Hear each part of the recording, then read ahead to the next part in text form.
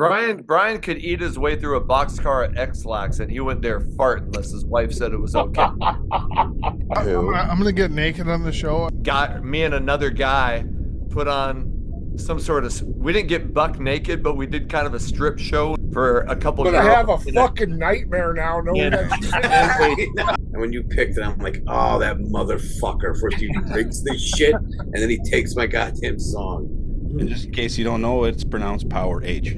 A little known fact about that song is Guru's penis wrote it. And this is one of the best guitar solos that Angus has ever had. He just lets it ring. Well, I was going to say this, difference between Guru and Santa. Santa doesn't dump all his toys into a tissue. Told me to come over, but I was already at her house. Oh, yeah. I haven't heard that, Jason, and I don't want to. Malcolm is probably the most underrated rhythm guitar player of all time. Fuck, AC/DC's never changed their style, and they just keep selling. You don't have to. He got his bottle of lotion, and he's watching divas. Eat one, Guru. Living on a shoestring, a 50-cent millionaire. But not for nothing, Black Ice is a pretty decent album. It is. You got to make that smaller, like your penis, that bigger, like your head, like your mouth. Oh.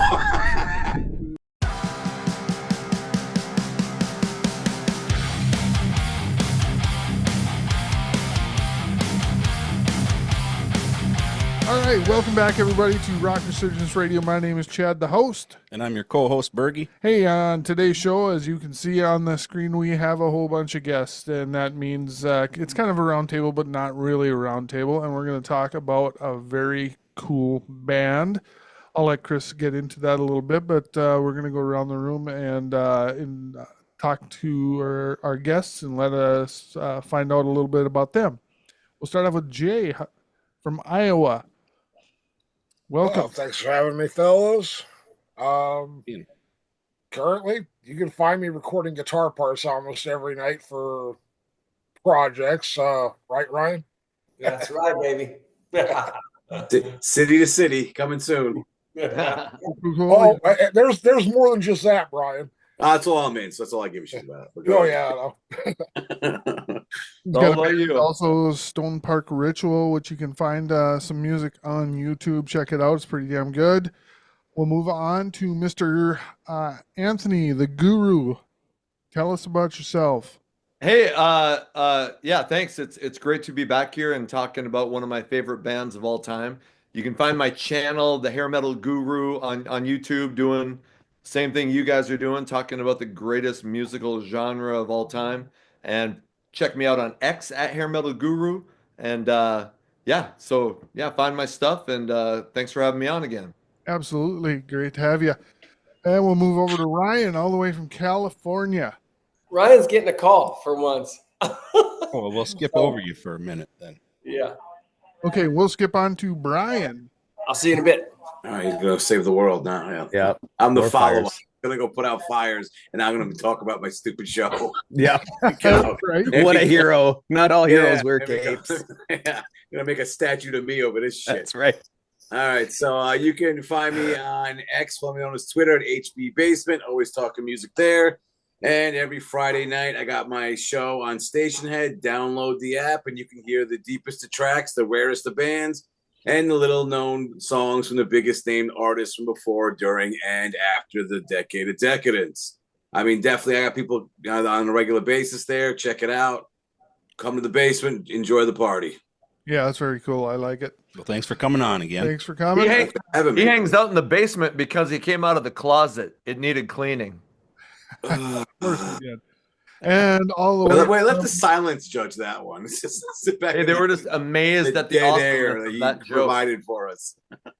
And all the way from Canada, new to our show is Jason. Good evening, gents. Thanks for the invite. Really pleased to be here. Not that far from you. I believe you're North Dakota boys too, eh? I'm just up in Winnipeg. Yep. I'm a Minot State alum as well, so more in common than you think. Oh, wow. Yeah, that's where we're at. You can also find me on X as well, Read World. I do a little thing every Monday. It's called Hair Metal Monday, where I will throw up a band that Brian probably doesn't know, or he'll bitch about not knowing. Yeah, okay. Wait till next week, bud. You asked for a law, but I gave you one. So yeah, please check that out every Monday. Just a little thing I do for fun. Sounds cool. Well, we're glad Yeah, to straight, have you straight all from the United States, aboard. 51st state over there. Okay. That's right. Governor. Yeah. Awesome. Tariffs next week. Can't wait. That's right. It's great to have everybody on board. I'm going to let Chris take over. You may be able to tell what we're going to talk about. Three of us are wearing shirts. So, Brian's got the poster Four. back and there we got for the poster background. background. So I'll let Chris take it away, and he's going to tell you a little bit about how this episode came to be. Yeah, so what we're going to do on tonight's show is we're going to count down the top 50 AC/DC songs of all time. And how we did it was like a fantasy football draft.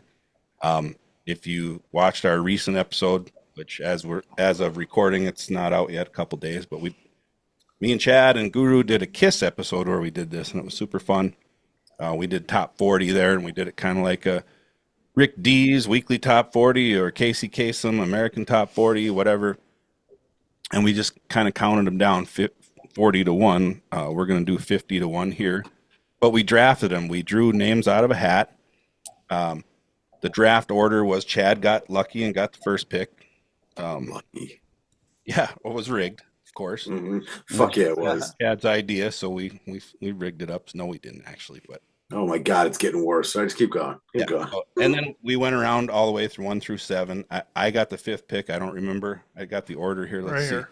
Chad got the 1st pick. Jason got the 2nd pick. Ryan 3rd. Guru got 4. I got 5. Jay 6, and Brian got the 7th pick. Mm-hmm. That and cleanup right where I should be. And before you bitch, Brian, I'm like the If you're not- fucking. I'm the shortstop that's batting 186. That's what I am. I'm barely better than the pitcher. Holy crap! Yeah, I gotta list it. First of all, this system was ass and it was rigged. Yeah, it's the same reason why the Bills aren't going to the Super Bowl. But like some random guy at work picked your partner as number 1. Okay. And then it's like he was dropping papers and shit. And then when Jeremy bailed out, no offense, but you took a spot on there. And I'm like, fuck, what the shit? Scientifically engineered to be the same size, so no cheating going on. I'm just going to kind of shuffle them around. I'm going to hold them out and let Tanner pick them. There's 7 names here. Let's see. You can't see. Oops. Oh, God. You gotta Got read. back here somewhere. No. Recut it. No. No, All right. no cutting. All right. No, you can't. There's 7 of these, right? You can't see anything on the front names or nothing there, right? Nope. Okay, just go ahead and draw one. This will be the first pick in our draft. Okay. Oh, I got 2. Right? No. You got just 1. All right. And I sat there just looking at everyone pick all the good ones. Like, all right, yeah, I'll go in a few hours, sure. Fucking garbage, total garbage. That's why fantasy football's ass. So was this thing. But go on. here's the thing, Brian. If everybody voted for the snake draft, then it would have went 1 to 7, and then 7 to 1, and then 1 to 7. So you'd have got 2 picks in a row. Yeah, but that's just stupid. That's too much work. Waiting longer. So the whole point of it was to make sure Try we to figure that shit out. repeat songs. So we have a legit 50 songs of AC/DC. All He's just butthurt because he got number 7. He's very upset. Nah, because of that. okay. Wait a few Trust minutes. me, there's other reasons that he's butthurt. Okay, That was the joke. I just made that joke. All right, let's yeah, but I made it clearer. He makes it Queer, at what? his own expense. I love it. So gay for each other. Well, we'll start it out. No, when, the it gets one-way to street. Ryan, He's driving. when it gets to Ryan, if he's not back, which I'm guessing, he might not be, we'll read his picks, and if somebody wants to talk about that song, we'll talk about it and whatever. Just in the, just to make things get going, and we're not here till fucking midnight. So, with that being said, I did get the number 1 pick. This is not the number 1 pick. I also got the last pick. So I actually got an extra pick. Did it work out to be? There's 7 of us. 7 times 7 is Yep, 49. So you got an extra pick. I got an extra pick because I'm special. You Ed. Anyways, with number 50, last pick in the draft was, this song I think could have gone higher. And I'm kind of surprised it was still there.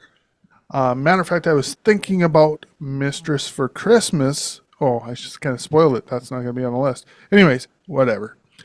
The song I picked is COD off of For Those About to Rock. I did a little search on it. You know, it stands for Care of the Devil, which in this case plays a acronym of Cash on Delivery or Cash on Demand. The song poked fun at AC/DC's image that they were dangerous Satanists corrupting the youth. It's been said that their thing stands for Antichrist, Devil's Children. There's several different things out there, but and that the lightning bolt was the S for Satan and blah blah blah. So I picked the song. It just kicks ass. It just starts off really cool with a cool drum beat and just a quick little guitar thing, and kicks in and he's spitting lyrics. I freaking love this song, and I'm kind of surprised I got it this late in the draft. But that is what we got at number 50, COD from For Those About to Rock. Nobody has anything to say about COD? Nobody likes that song? I don't think I would have. I like that song, but it probably would have made it quite a bit longer before I had to choose it. So, oh man, I love that tune. what I'm saying is that you don't know shit about music. Politely, yes. Yeah, I'm gonna put up everybody's lists. Wait, what are you trying to say? I'm gonna have a vote on it and see who wins. And Definitely should do that. for the record, I heard that AC/DC stands for After Christ, Devil Comes, but that's just my opinion. Ugh. Well, yeah, that's why I said in there. Of course you would think that. Yep. Yeah. So, All right. on to Brian with number 49 pick. Oh man, okay. I thought, all right. See, he's whining that he went last and he's second today. Quit Yeah, I know. fucking I'm surprised bitching. it went this quick. Yeah. He usually But, comes first. God damn it. All right, we're doing it that way. All right, War Machine by Black Ice. I don't know what the fuck's going on. Probably rigged. All right, so I like to start off with that beefy bass and the way it kind of builds up and kicks in. Yeah, it's just a killer song from one of their later albums. This was one that I wanted and kind of had a feeling no one was gonna pick. But it's the kind of song you can easily be shooting missiles at shit and blowing it up. That's kind of the feel of this thing. So it should be in Call of Duty or something. Yeah, like a commercial for some kind of shooter or some shit. Yeah, cool. That's a great Talk tune. about that one when I get to one of my picks from that album. I think I wasn't surprised, but the later, there's not a huge representation of the later albums on this list. That's definitely a good track, but this list of 50 songs is definitely top heavy. The 70s to early 80s. So, Oh, for sure. I mean, obviously it's going to be so, but that's a good track. But not for nothing, Black Ice is a pretty decent album. It is. It is. Yep. It is. To be honest, and speaking of this, when I was watching your episode, Guru, I was like, you were talking about sellouts or whatever and how people were changing their style. Fuck, AC/DC's never changed their style and they just keep selling. You don't have to. So, anyways, we will move on to number 48 with Jay. Off Back in Black, I got What You Do for Money, Honey. Great song, cool riff, self-explanatory what it's about. I mean, AC/DC's, I wouldn't even want to guess how many songs they have about women in some way, shape, or form, and especially the ones that would be hanging out in a house of ill repute. So, Ill repute. That's right. Got the dictionary out for that today. I love it. I shit you not. Okay, here's my "What do you do for money, honey" story. In Iraq in 2004, it's not like we had a lot to do for entertainment, but we were getting ready to leave and we were just fucking giddy. So a couple of us medics me and another guy put on some sort of, we didn't get buck naked, but we did kind of a strip show and we wrote shit on our list and we stripped for "What Do You Do for Money, Honey" for a couple I'm of gonna have a fucking nightmare now knowing that in a tent in Iraq as we were getting ready to leave the country. So Well, Speaking Brian, of- this is starting to explain things for me, Brian. Now, Oh, yeah, it is. yes, it's Yeah, it I'm is. starting to put it Funny together. thing was, it wasn't Iraq. It was North Dakota, and it wasn't years ago. It was last It was week. yesterday. Yeah, I know. Shut up. Shut up. Speaking of tents, he had everybody pitching a tent, I'm sure. Yeah. Friday night at Rick's, eh, Guru? Friday night at Rick's. Oh, All That right. night he made 48 cents, so he was doing Yep. good. Killing it. Awesome. Well, we will move on to Bergie with his pick. That is a good tune, though, Number Jay. 47. So my final pick in the draft and number 47 in today's AC/DC countdown is the song "Gone Shootin'" from the fifth studio album from 1978, Power Rage. And just in case you don't know, it's pronounced Power Age. Album features the arrival of bassist Cliff Burton. I do gotta say, so I kind of want to say this is my one regret on the countdown. After looking at all the songs, and when I got to this, my very last pick, I struggled with what to do. I really wanted a song off of this album, and I really wanted a song called "Sin City," which went way high up in the not to give anything away or spoiler alert, but Yeah, I already did that too. So yeah, I did. Now, somewhere I read this, and I think this is a case of AI being bullshit, but it's they say it was used in the '93 movie Dazed and Confused. Can anybody confirm that? wait, what song was it again? On Shooting. No, I'm pretty sure not. Yeah, I don't remember Unless that. it was like one of those backup uncredited deals. Yeah, I couldn't. because I've seen that movie about 75 times. So Yeah, but that's the thing. If it was in the movie, you'd hear it somewhere. yeah. yeah, Whether it's credited or not, it'd be in Right. the movie. I don't remember hearing that. So I don't either.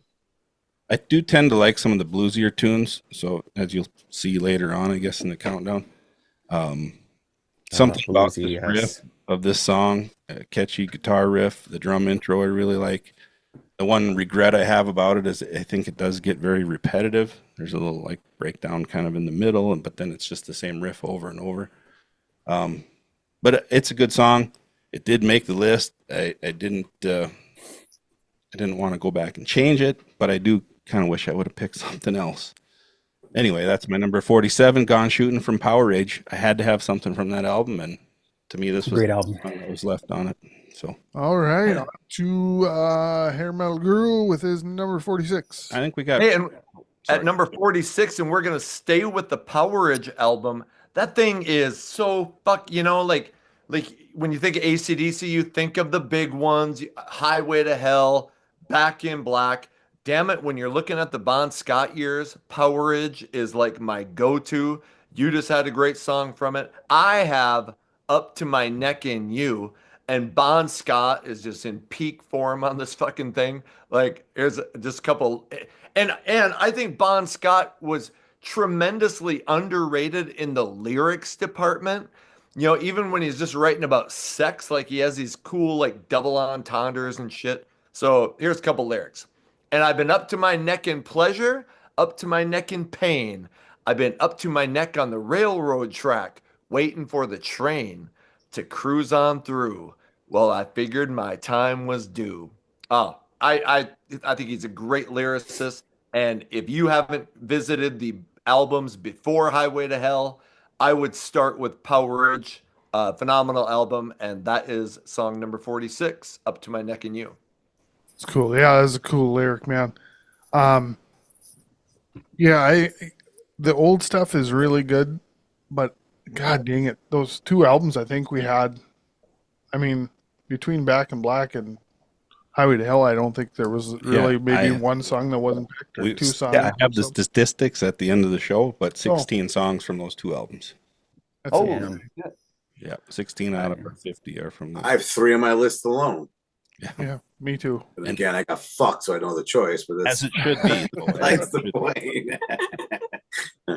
There's a Can reason. you all tell that Brian's a little bitter from where he ended up? Hey, Yeah. if one of the most number one comments on my YouTube videos is about whether Brian's an angry person, a bitter person. When was this we talking If about? I got to hear another 50 times a day for the rest of my life how much he hates Love Bites by Def Leppard, it's going to be the end of me. I have people saying it to me. I don't even talk about it like that. People, it's hilarious. They're always like, "Are you going to play Love Bites on your show tonight? Oh, you do this with Love Bites? Oh, is this better than Love?" It's like, all right, we got it. Now I'm known as the anti-Love Bites guy. Yeah.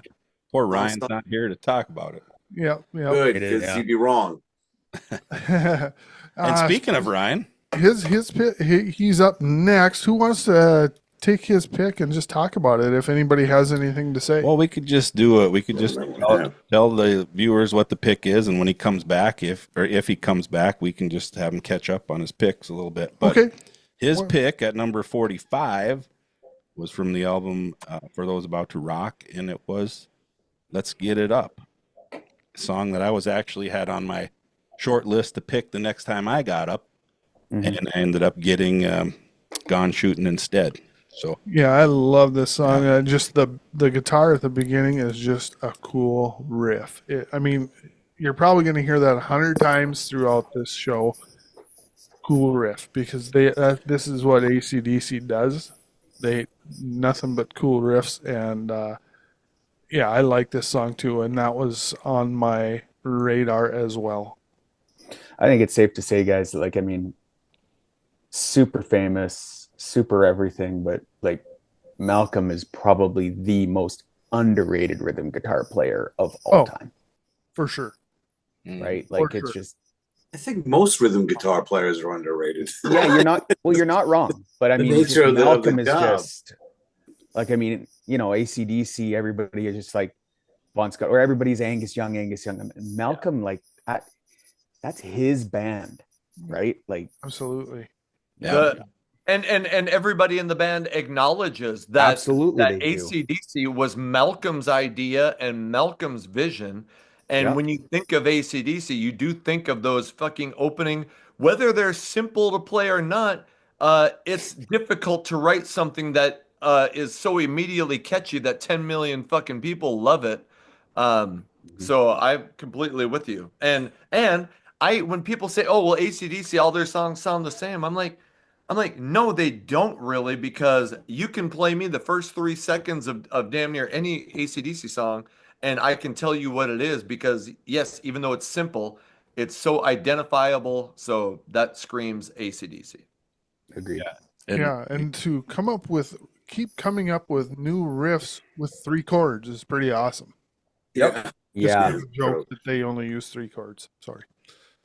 Yeah. So I mean, to make that many riffs off of 3 chords, or you know, they use more than 3 chords, but you know, that's the old joke. But it's just amazing to me. Yeah, and you made a good point about Malcolm, and one of the songs I picked, he's pretty prominent in the song, and when I get to my turn, or when I get to that song, I'll mention it again. But I'm watching that song on a video, which I'll probably talk a little bit about later, and he's just kicking ass on that song. But anyway, Ryan's pick at 45, "Let's Get It Up" For Those About to Rock.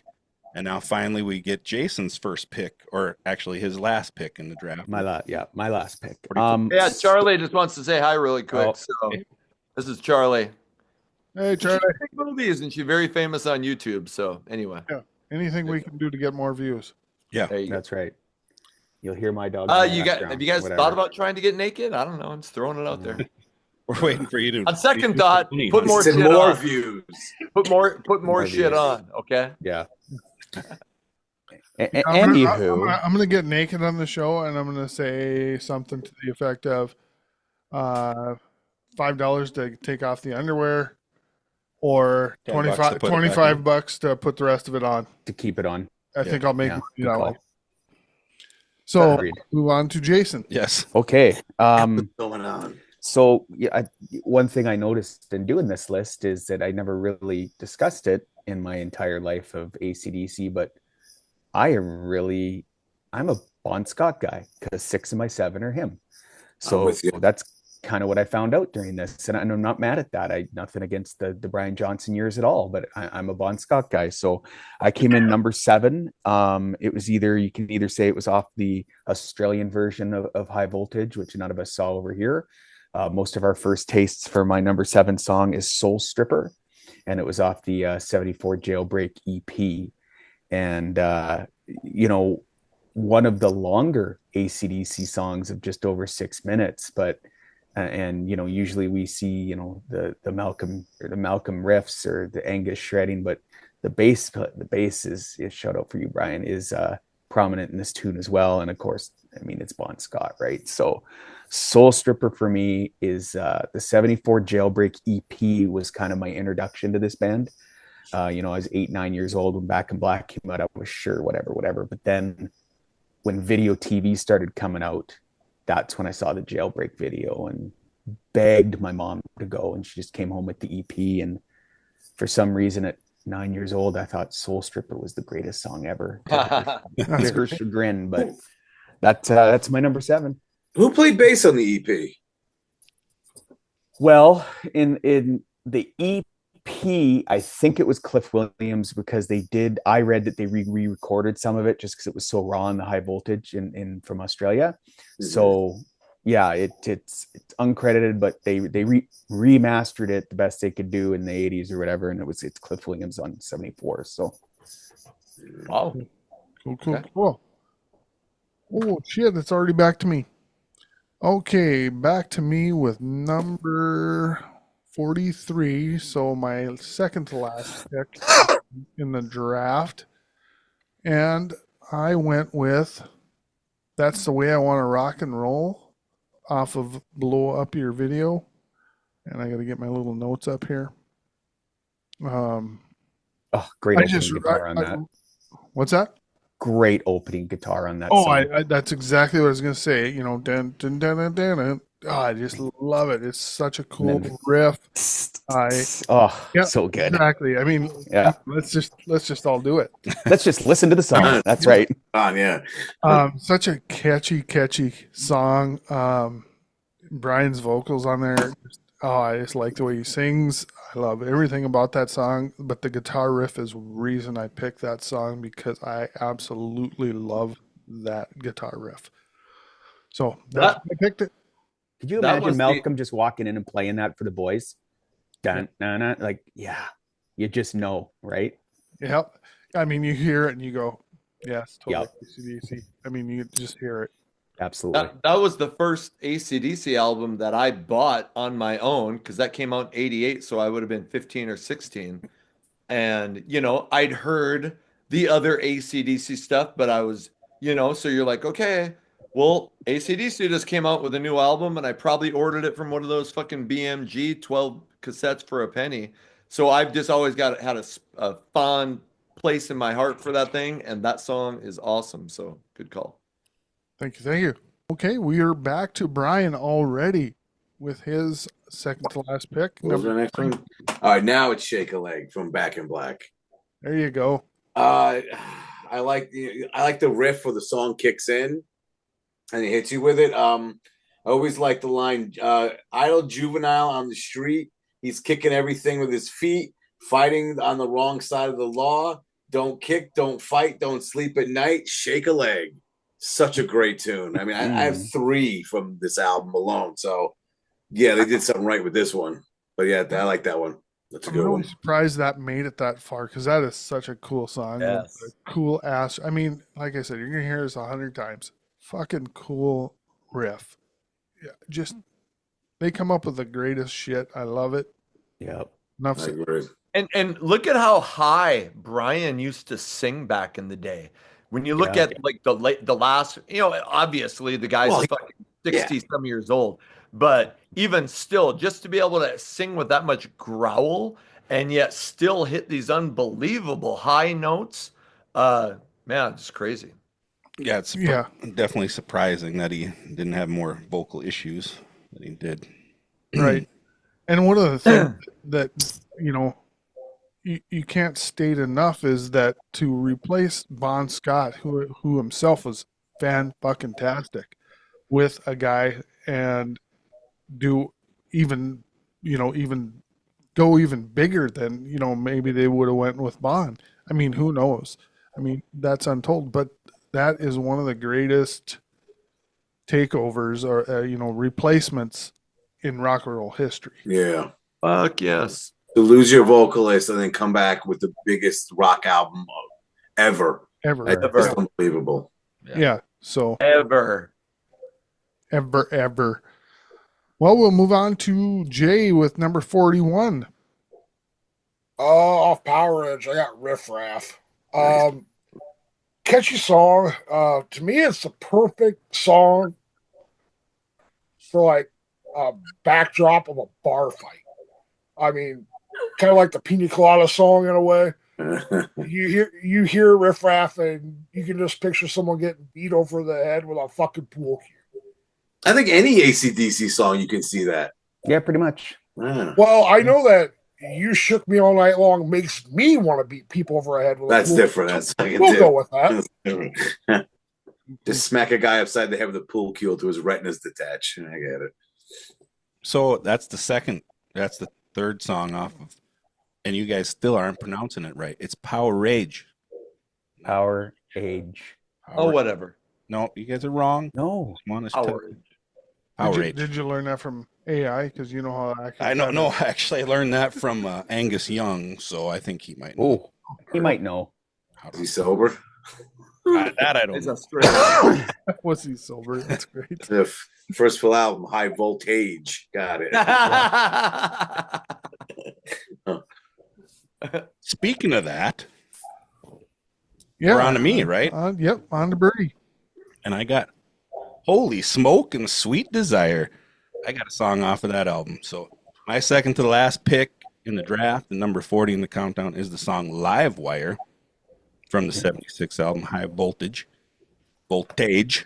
Voltage. Appeared on the 75 Australian only release as well. It's one of the longer AC/DC songs in their catalog, coming in at nearly 6 minutes. And actually, oddly, a lot of the songs I picked are close to that number. And I always thought of AC/DC as more of a 3-minute song, 4-minute song. But anyway, cool. I like your sex life.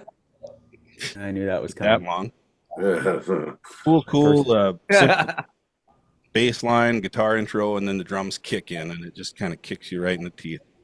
When Bon Scott starts singing, you know what you're in. You know you're in for it. With all the swagger in the world, he jumps into the first verse.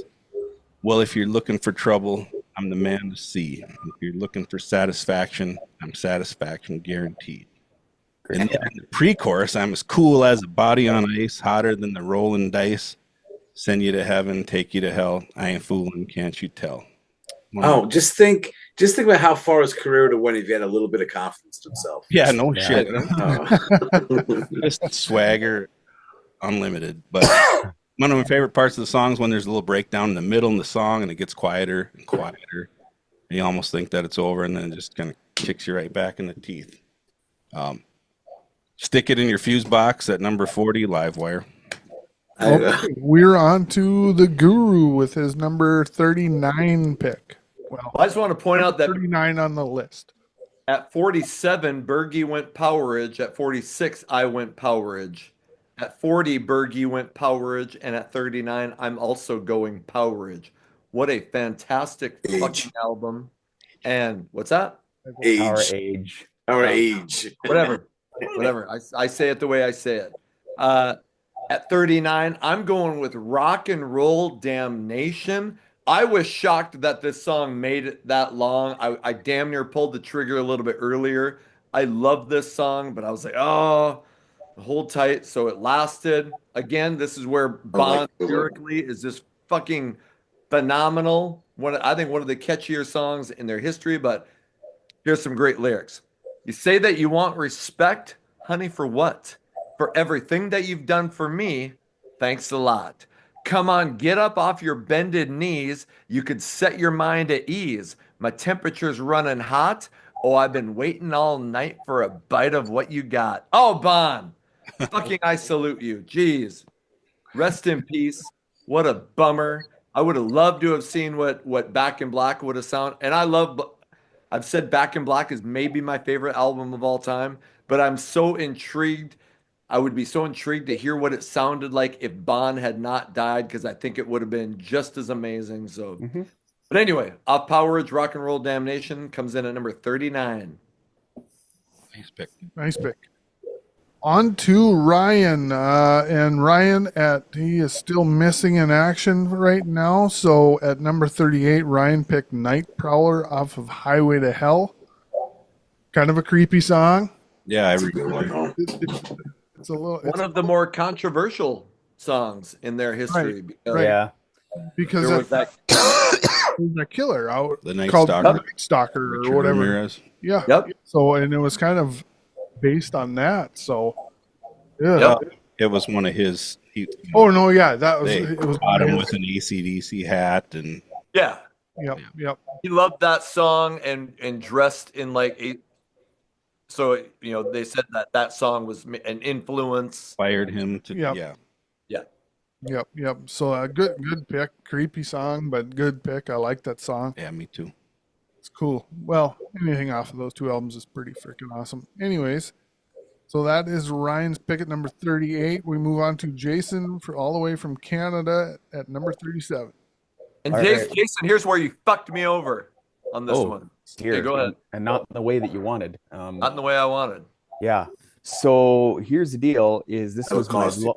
my lone Brian Johnson song, and it was my reintroduction to AC/DC because I thought, and I guess we could get into this on another thing. I kind of thought they lost themselves per se, like Fly in the Wall, Flick of the Switch, because that was also the time when MTV came out and they weren't the most pretty, probably MTV band, but Blow Up Your Video was kind of the reintroduction in my mind to back into the mainstream. So for me, I picked Heat Seeker for two reasons. It had the big video, another great song. What is probably written about his penis, let's be honest, which, that's great, So just, again, more great guitar work, great solo, great video, something that, I think we can agree that AC/DC really doesn't have. They don't have to have great videos, but this is one. So my number 6 is Heat Seeker. That's a good you make Good about choice. the reintroduction of CD. You know what Thunderstruck did for them on fuck, what's the name of that album? The Razor's Edge. I felt like Heat Seeker should have been that song in 1988. I mean, so utterly catchy. I'm like that, and that album did go platinum, but I thought that song should have been much more massive. One of my favorite songs, and that was my next pick. And when Jason took it, fucking killed me. So Don't hate the player. fuck you, Jason. Fuck you. Don't hate the player. Well, I see Ryan's back. I hated the game and I got shit for it. You did. You didn't have to go out on a call. You're good.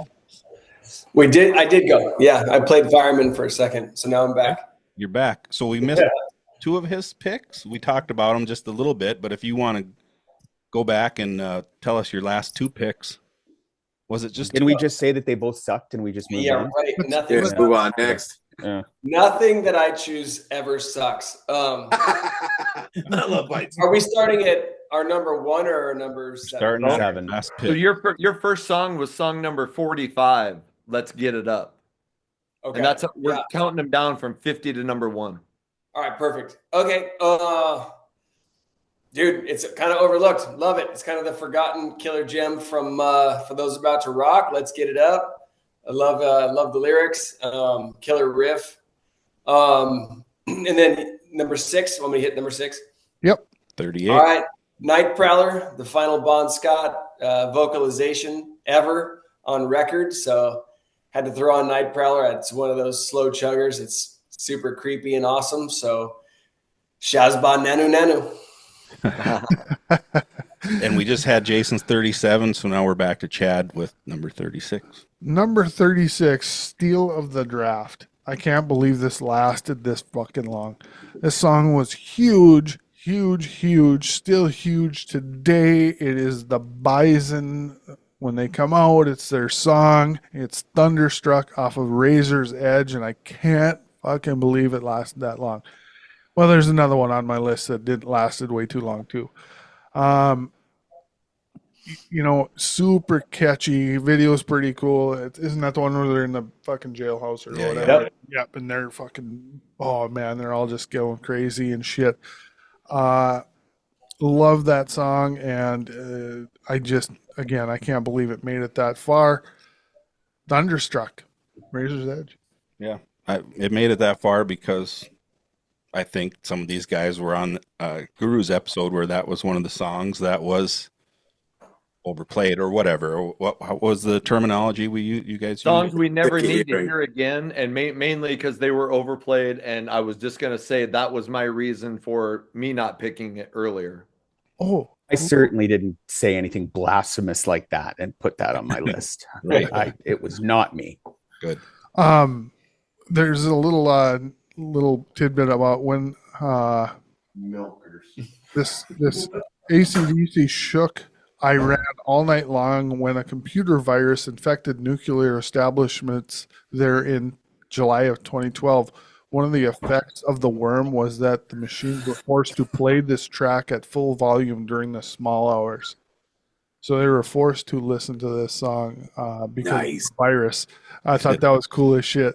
Yeah. So those are songs that the Iranians never need to hear again. Yeah. That song was Thunderstruck was so big. I went to a different school's prom my senior year in whatever May or April of 1991, and the prom theme was Thunderstruck by AC/DC. Instead of like a nice slow ballad, we walked out with our dates to fucking that fucking intro. Looking back, I'm like, that's kind of cool. It was kind of, but that song was just huge, So huge. 100% what happened in that school was the juniors got to pick the prom song, and there was like 14 dudes in that class and like 2 girls, and they voted. Right. And they voted. That was Castleton, so that we're talking like classes of 60 or 70. Okay. So there was 49 dudes and 11. Right. Mm-hmm. Something like that. Hey, at least they didn't pick "Let's Get It Up." Good point. Much more appropriate, I think. Giving the dog a bone. Yeah. There you right. go. That was 36 for you. 36, we're on to Brian. Brian at number 35. Rock and roll ain't noise pollution. How can you not have this on the list? Chad Like was- you said before, Jay, that's like a bar song. You're just sitting there sipping beers and doing shots, and this thing's in the background. Yep. A classic AC/DC song. You can't go wrong with it. That was my fuck you moment to Brian. That was my next pick. I was like, God damn it. I'm surprised that made it so long. Me too. Yeah. That one Well, just, that was one I'm like, there's no way. That was like a throwaway. Like, there's no way I'm getting this one. Especially I was being fucked over and put last. Yeah. You shot me right in the heart with that one. Yeah. Now what do I do? And then the Thunderstruck, I suppose. Not a bad pick, but Good song. Well, you probably don't have them pulled up, but the lyrics at the beginning. yeah, it's funny. I was watching a Brian Johnson interview, and he was talking about that song, "Rock and Roll Ain't Noise Pollution," and they basically told him to say something at the beginning, and he just kind of spit what I don't have the lyrics. Yeah, up it was here, in his book too. I Yeah. read. He just kind of spit it off the top of his head, that beginning, rock and roll, ain't no riddle, man. To me, it makes good sense. Well, all that was just kind of off the top of his head, and he just kind of did it, and I thought that was fucking cool that he Yeah. just came up with that. So, Good tune. really good tune. Wish I had it on my list. But Oh, Brian, Brian got it. We are on to Jay with number 34. Oh, for those about to rock, we salute you off of the same album. I'm actually surprised that this song made it that as long as it did before it got picked. Great tune. The Cannons when they play it that fucker live. yeah. I mean, what else do you need besides rock and roll and fucking explosion? And fucking cannon. Yeah. Gunpowder. Exactly. Blow shit up. Rock and roll and artillery. What the fuck? I more do thought you that want? was going to go earlier for those about to rock. Yeah. Me too. Mm-hmm. Yep. I mean, it's a title track on the album after Back in Black. It was it was a pretty massive song. And it's So pretty much their closer on every yeah. concert. Yeah. I mean, I'm really surprised it lasted that long as well. Yep. Good pick, Jay. Very good. Yep. We move on to Bertie with number 33. All right. So another bluesy pick making its way into the countdown at 33 for me. It's Right On from the third studio album. Dirty Deeds Done Dirt Cheap came out in 76, but released in the US in 81. I think I heard this song first on the 86 release, Who Made Who soundtrack for Maximum Overdrive. Mhm. Let me just read the second verse real quick. Broke another promise, and it broke another heart. But I ain't too young to realize that I ain't too old to try to get back to the start. And it's another red light nightmare, another red light street. And I ain't too old to hurry because I ain't too old to die, but I sure am hard to beat. Song Oh, written by Angus and Malcolm and Bon. And thinking about the fact that Bon wrote the lyrics just roughly 4 years before his death adds another layer to this song for me.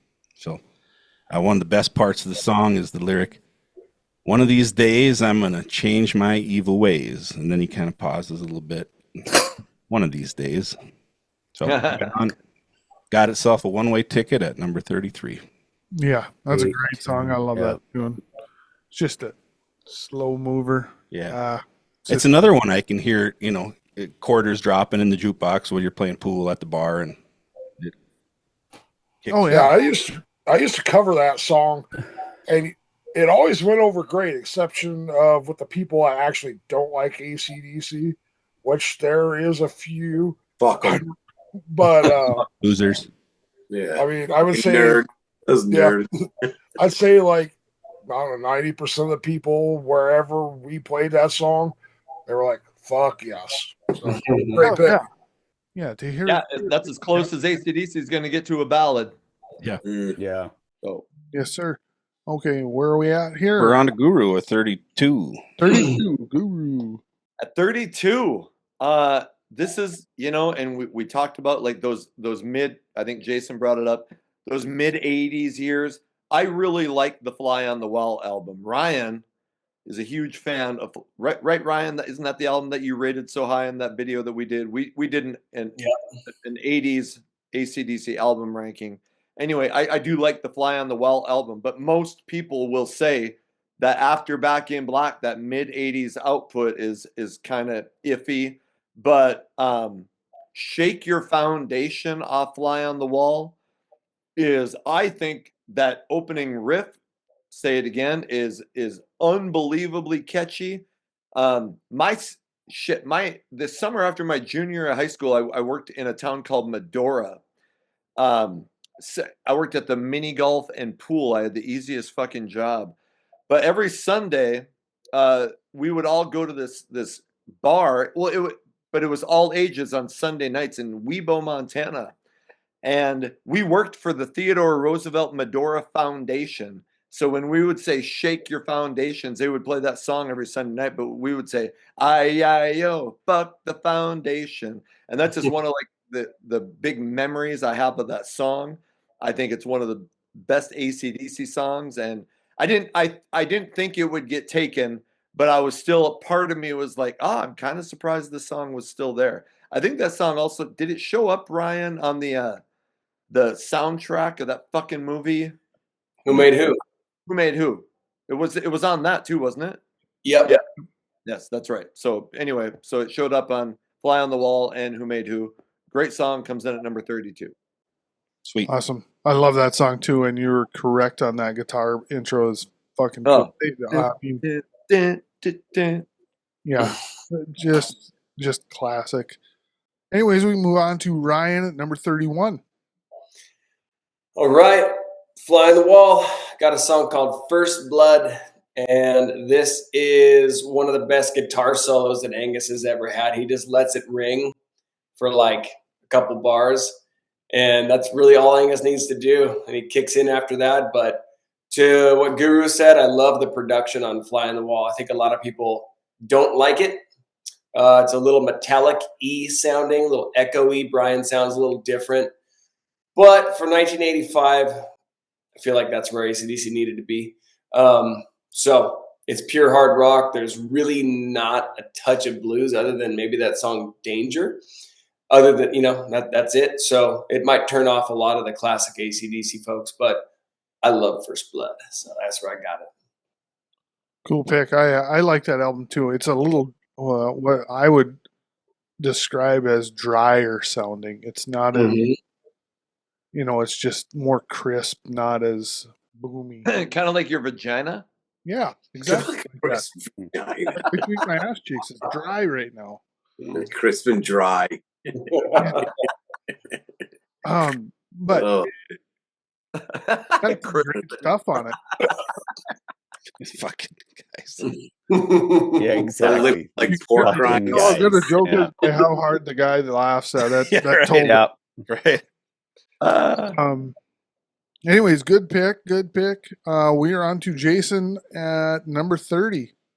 All right. This is my oh no, I can't give the later stuff away, but something back to Ryan's pick. I absolutely knew he was gonna pick Shake Your Foundation just because he just loves the songs that have the whoa woes or the ayes, and it's just because that's the crowd shit, right? So anyway, I knew that was coming.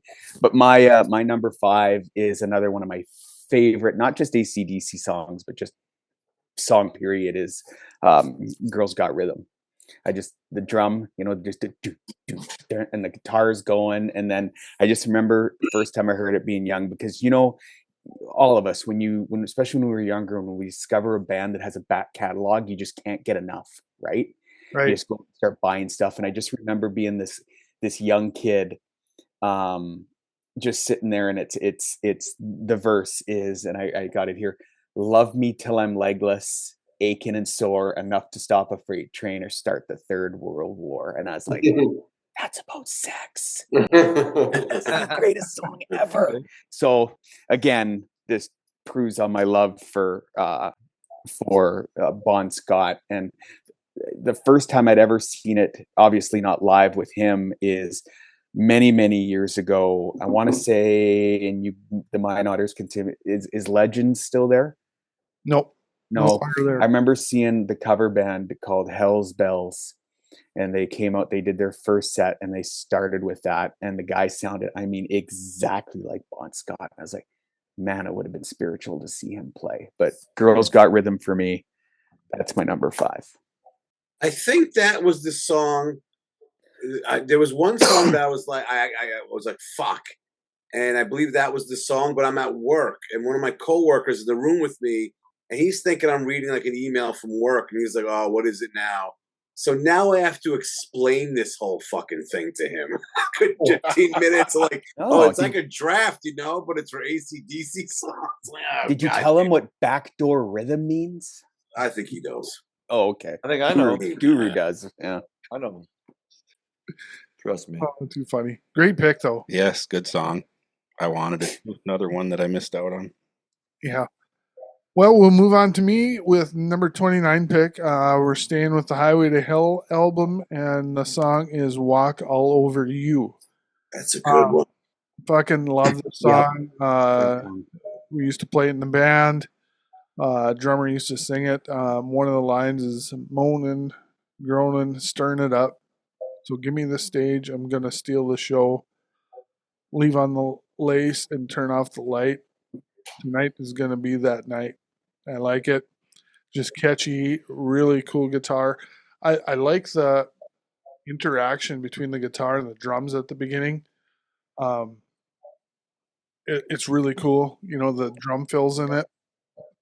And that's kind of what really kind of sets this song apart from other AC/DC songs, is the way the drums interact at the beginning.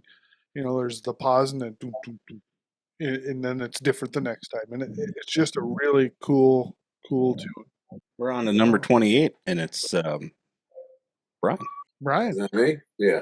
The title track from Let There Be Rock. How this wasn't higher up in itself, but just the fact that it hits you with that riff, and then it mellows out with just the drums and bass, and then the vocals come in. It's such a great tune. It's like a rock and roll sermon, basically, giving you a history of music from high up. But I always like the line, there were 15 million fingers learning how to play, and you can hear the fingers picking. And here's what they had to say: let there be light, sound, drums, guitar. Oh, let there be rock. So fucking good. So good. A quintessential AC/DC song right there. Yeah. And it's killer how Bond does the little twang, and you can hear the fingers picking. Yeah. We are nobody talks enough of when they say the greatest frontman of all time. It's like Plant and Freddie Mercury, which I'll die on that hill. Freddie Mercury for me, but I mean, rarely do you see Bon Scott in there, and he fucking should be. And there is quite a bit of old AC/DC footage on YouTube. Yeah. And that dude pulls it off live like he doesn't miss shit. No. In the stuff that I've seen. It's unbelievable. He's It's phenomenal. He never got the opportunity to play and headline 20,000 seaters, right? That's a big Here part. anyway, in North America or the US is where. Yeah. So just Where are we at here? We're on to number 27 with Jay. Second title track in a row, but this one, Stiff Upper Lip. I mean, very clever line in there, shoot from the hip. Gee, I wonder what that's about. Not a whole lot of transparency in it, but I mean, it's catchy shit. Just like about everything else in their catalog. I love the groove at the beginning, right? And then it's like the music stop and stiff upper lip. And then Brian just right there. Yeah. I'm going to ask Ryan because I know Ryan. But what year did that album come out again? 2000. 2000. I'll be honest. And we've talked about those later albums. I like that stuff, but they were starting to I was getting Hard as a Rock on the 1990 Ball Breaker, Stiff Upper Lip. I mean, I liked it, but I was just like, isn't there something better? So I'm not trying to shit on your pick, but I just was that was a difficult period in my AC/DC fandom, were those late 90s albums. I mean, I get it. It's kind of, in a way, I mean, lyrically it was the same as their, guitar shit, where they get crap for using the same 3 chords or whatever. They get shit for reusing the same song ideas. Yep. Yeah. Well, that's like Jason's wife talking about him only using 3 different positions for their entire sexual career. Okay, Jason, you're I'm really not there. good at those 3. That's 2 more than I would have guessed, though. I'm not there for her.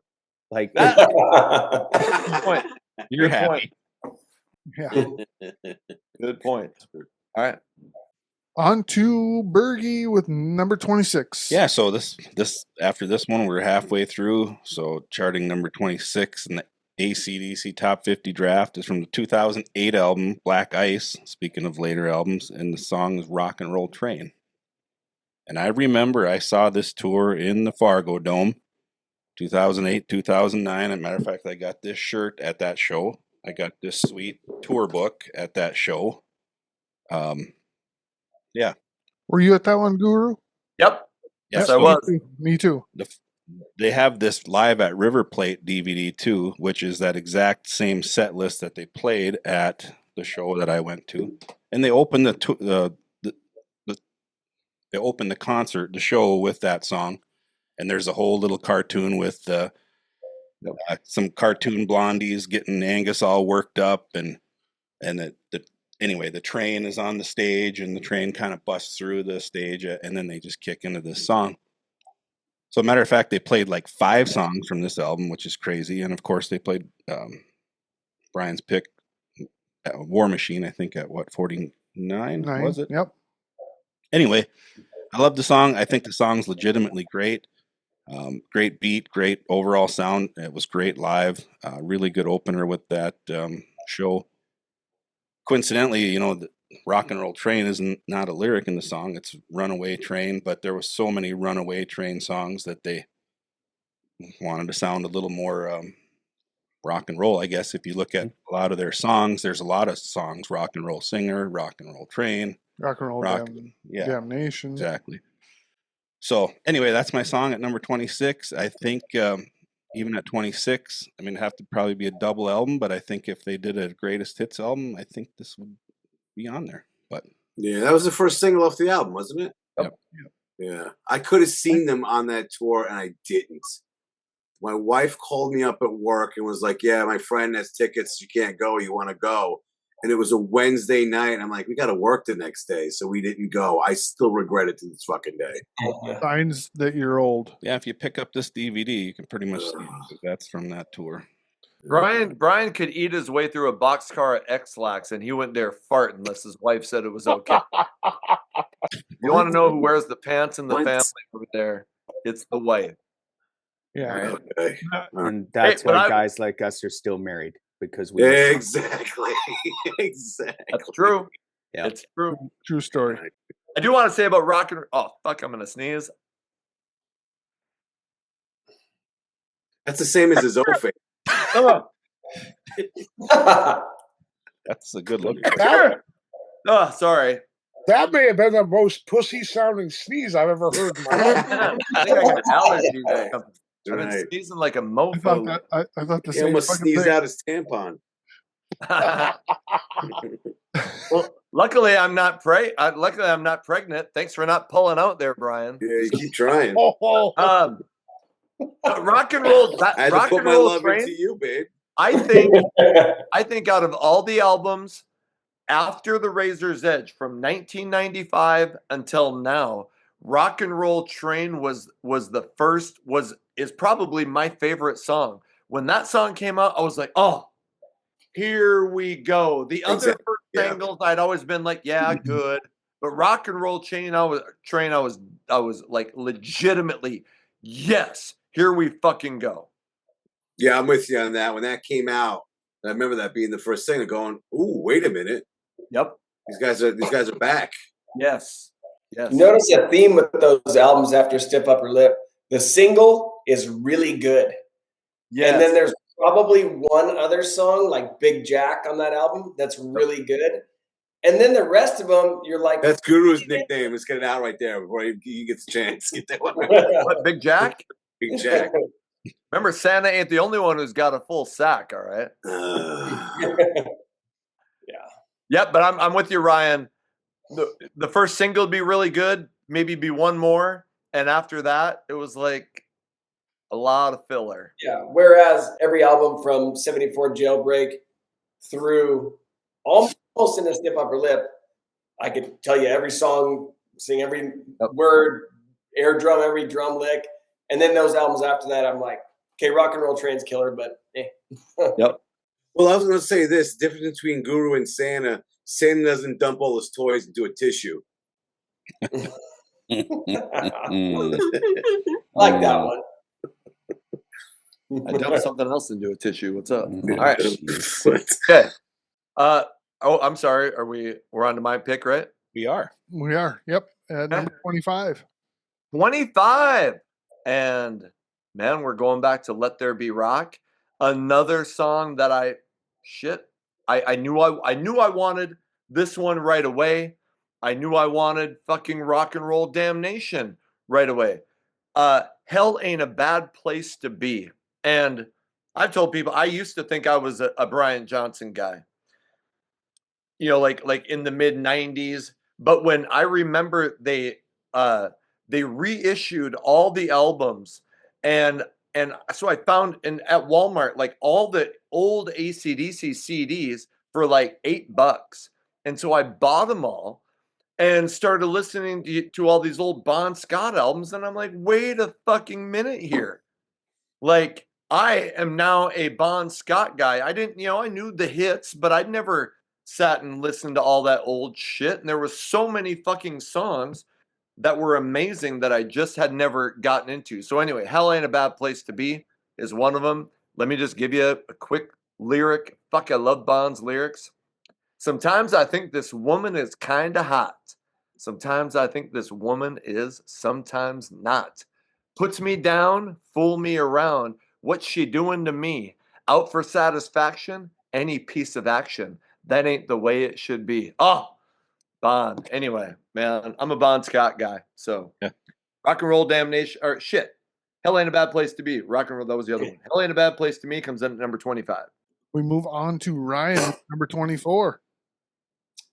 All right. Well, living on a shoestring, a 50-cent millionaire. What song is it?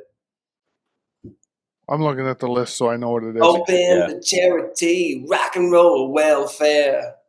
Down Payment Blues. Yeah, baby. Down Payment Blues off Power Age. So this one, Power Age. Said it right. that's what I call You it. said it right. I said it. Power Rage. Power Age, Down Payment Blues, 1978. Can't go wrong with this album. A lot of people's favorite Bon Scott album. Love it. They have played it on the Ball Breaker tour. It was really cool seeing Brian do it. He gave it a real fair shot. Great song. Ryan, I think you were gone when I made my first two picks, but I think me and Bergie, both of our first two picks were from Power Age. Power Age. And I said, Power Age, whatever.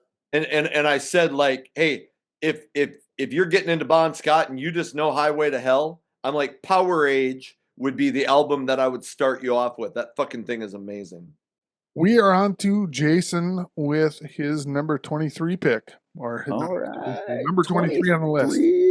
23. So this was another easy one. Well, they a lot of them were easy, but going back to my Bon Scott, where I'll stay for the rest of the stuff. What the fuck is Guru doing when he's sitting down?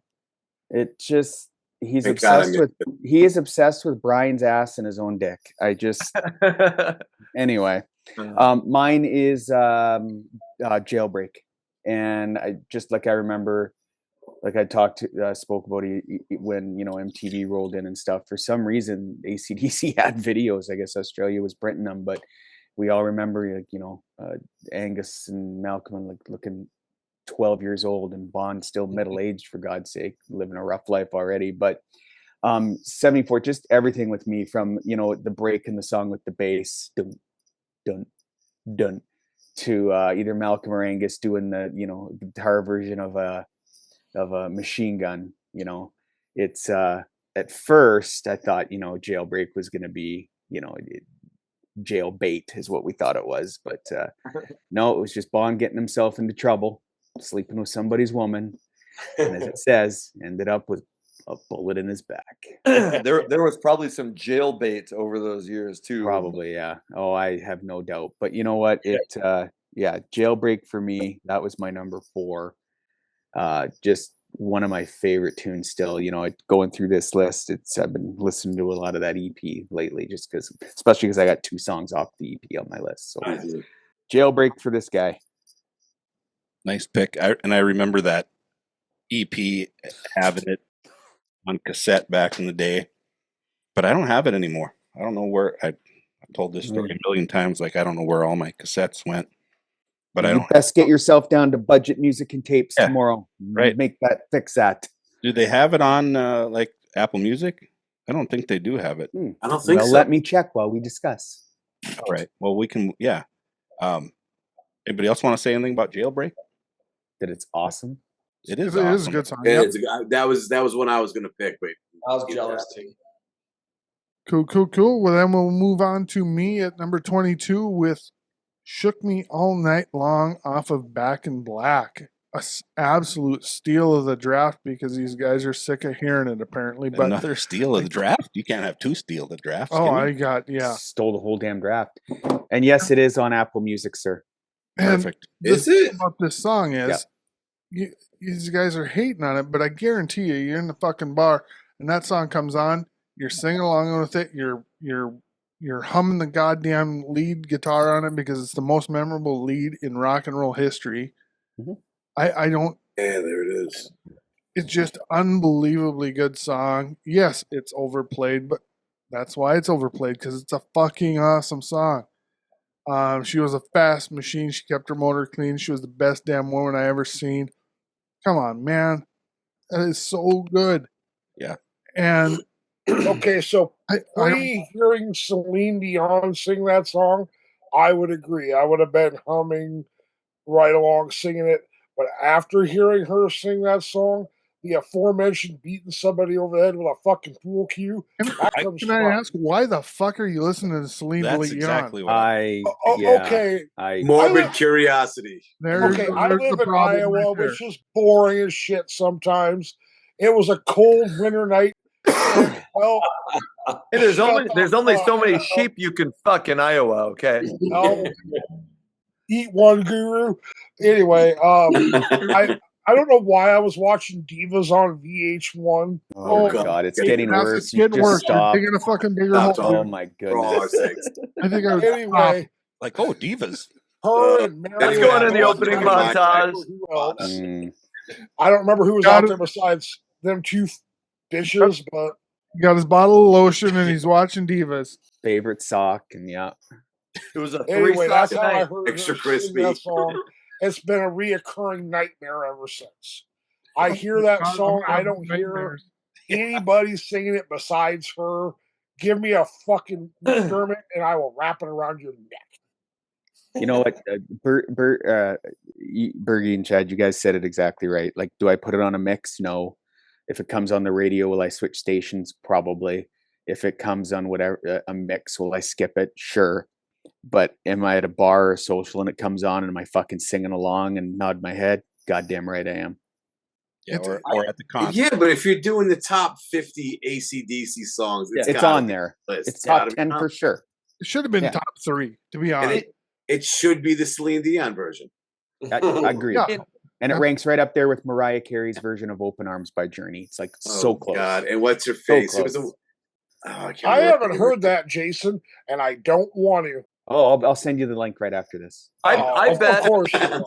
Of I course. bet if you asked me as a senior in high school, hey, what is the world's most popular AC/DC song? It's I shook. bet I would have. I thought it was "You Shook Me All Night Long" Mhm. because that thing was played at every fucking party I ever went to. It seemed like that was the song that people, hey, play "Shook Me All Night Long," and I know like "Highway to Hell" and "Back in Black," but that just seemed like the number one AC/DC song when I was a teenager. Well, and the reason it is because it was AC/DC's first ever song that was radio friendly. Very radio. It was on the radio, where anything before that was not. And it continues to be, all of us growing up, it could always be on the radio. Because it was probably one of their 5 songs they've written that didn't have blatant sexual innuendo in it. She told me to come, but I was already there. Well, I'm just saying. She told me to come. Told me to come over, but I was already at her house. Oh yeah, You Shook Me All Night Long. The title, Yeah, the I'm title just saying. itself is innuendo. that's why we liked it back in the day. I know. Yeah, absolutely. So enough said about that song. It should have been higher, but I got a steal. We'll move on to Brian with number 21.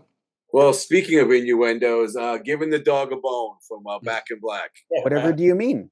And you just give Charlie. It's hard to figure out from subtle lyrics such as she blew me like crazy till my ammunition is dry. Real subtle, boy. That's just yeah. It's a great song. You can't say anything Love else. that song. Yeah, it's a great tune, but Great tune. I still that's a song that I don't get tired of, and I still put that on like workout playlists. I'm like, fuck, giving the dog a bone, hell yes. But what are you working out when you're listening to that? That's the question. What's that? What are you working out when you are listening to that? That's the question. I'll text you later. Oh, Jesus Christ. All right, we're gonna do the top. We're down to the final 20. So starting us off will be Jay. Off Razor's Edge. Are you ready? Now, it's a great song. I actually almost took it as my first pick. But then it got bumped down a couple notches because the first thing I think about when I hear that song currently is the scene in the movie Rockstar with Jennifer Aniston and Mark Wahlberg. Nice. It just nipple tarnished the piercing. memory ever so slightly. Nipple piercing. Good. You guys ever hear of how I got my nipple pierced? It was that. Do you guys in Minot ever hear of the Ariska Strip Bar? Yeah, I've heard of the it. Valley City. Yep. No, I live Along in 94 there or whatever. We're talking the smallest, dirtiest, most horrible strip bar ever, but it was 10 miles from where I went to college.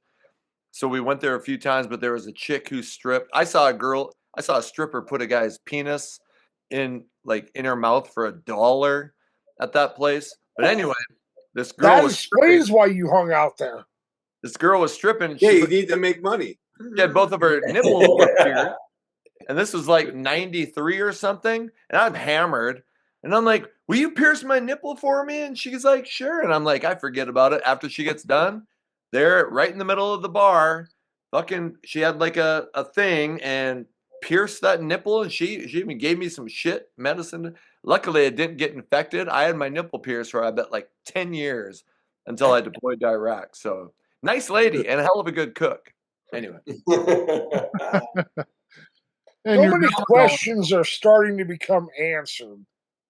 That is a compliment. Unfortunately, for my ears. So I remember being in a band where the guitarist got his nipple pierced. Like, does that even hurt? He was like, no, getting it pierced didn't hurt. It's when I walked outside and a light breeze made my shirt graze it, and that's when the pain set in. I'm like, wow. I didn't have any sort of ice. It was just pushed through, and that was the worst 30 seconds of my fucking life. It was horrible. All right, back to the heterosexual men. Who's next? Well, I'm up at 19, I think. Yes. All right, very good. Landing inside the top 20 at 19 is the song Problem Child, and my second Love it. from Dirty Deeds. Another Bon Scott sung tune full of swagger and rebellion from the start. I love how he says cut this as some sort of warning to the producer that he better be ready before he crushes the vocal. Imagine him just kicking ass on the first take. I don't know, but I'm hot, and when I'm not, I'm cold as ice. Get out of my way, just step aside or pay the price. In the pre-chorus, what I want, I take. What I don't, I break. And I don't want you with a flick of my knife. I can change your life. There's nothing you can do. Just a badass song with a catchy hook. Once again, a great drum beat showcases Bon's charisma, cockiness, and unique vocal style. So, Good pick. Yeah, I like love that. it. That's a good one. Pick. Yes, sir. On to Guru at number 18. Coming at number 18, my first song on Back in Black is Have a Drink on Me. I think Jay was a little pissed about this one. I was too. Uh-huh. Yeah. Rock bastard. I mean, I love that song.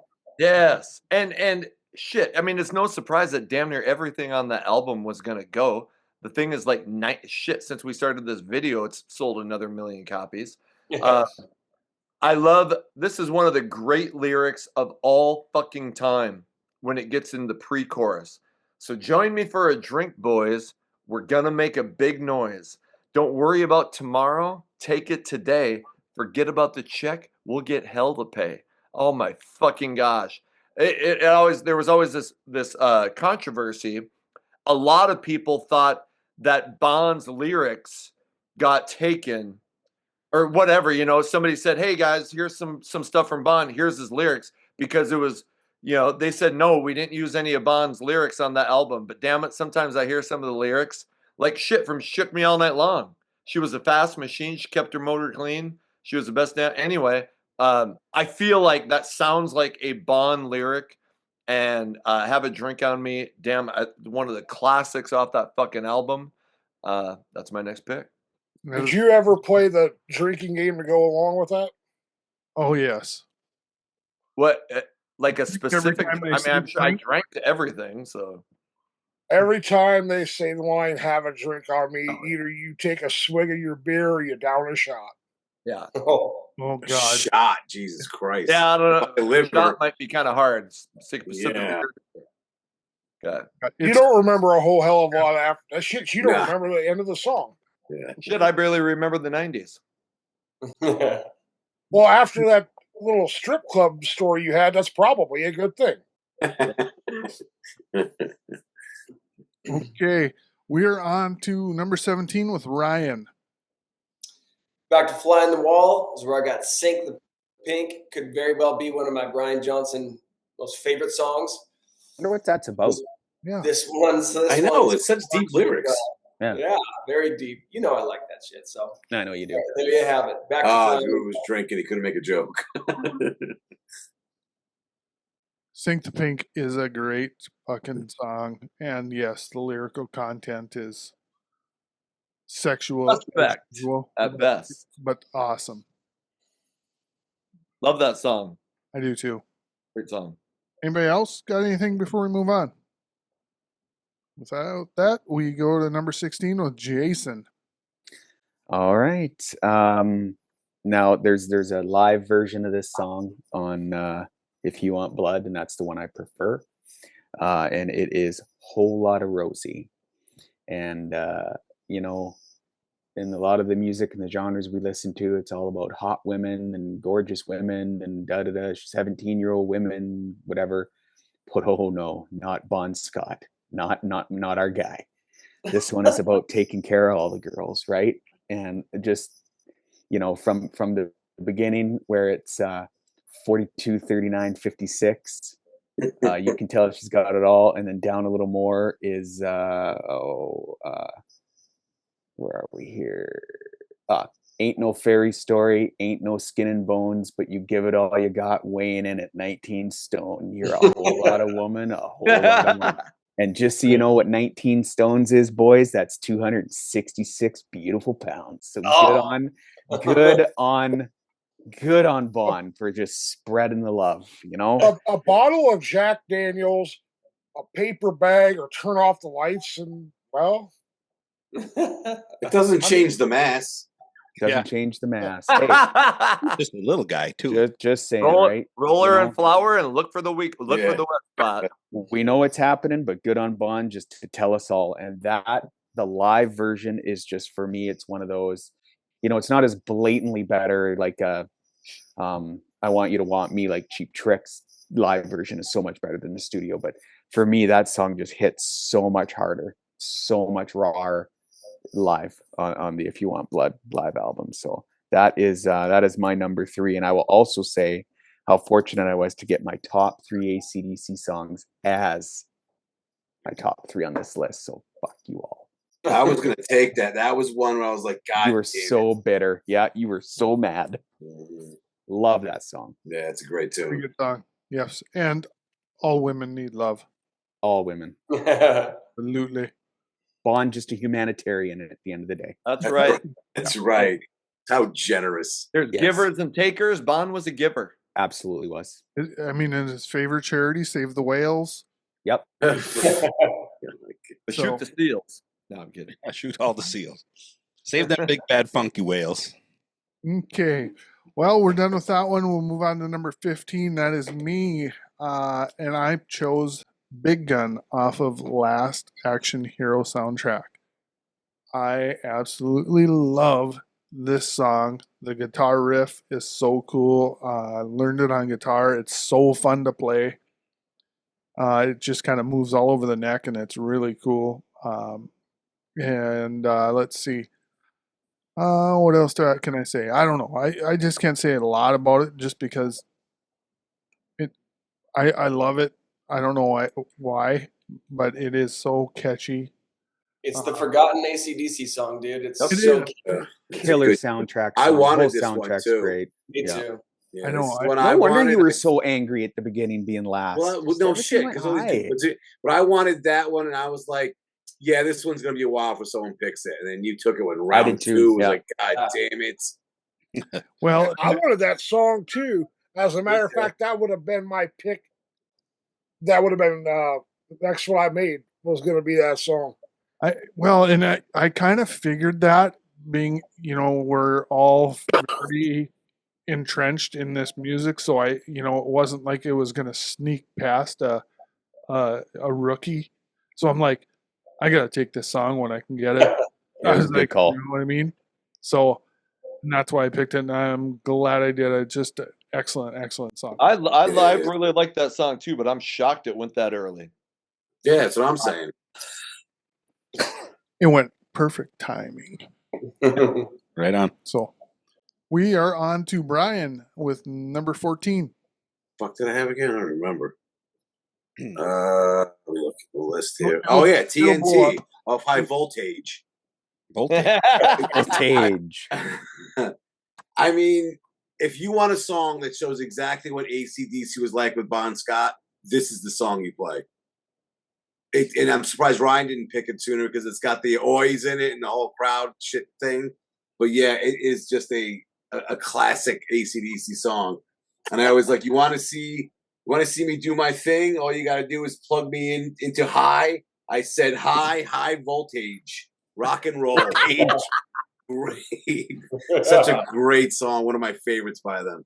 High voltage. High voltage. On to Jay with number Oh, another one off the razor's edge for me, and that is "Got You by the Balls."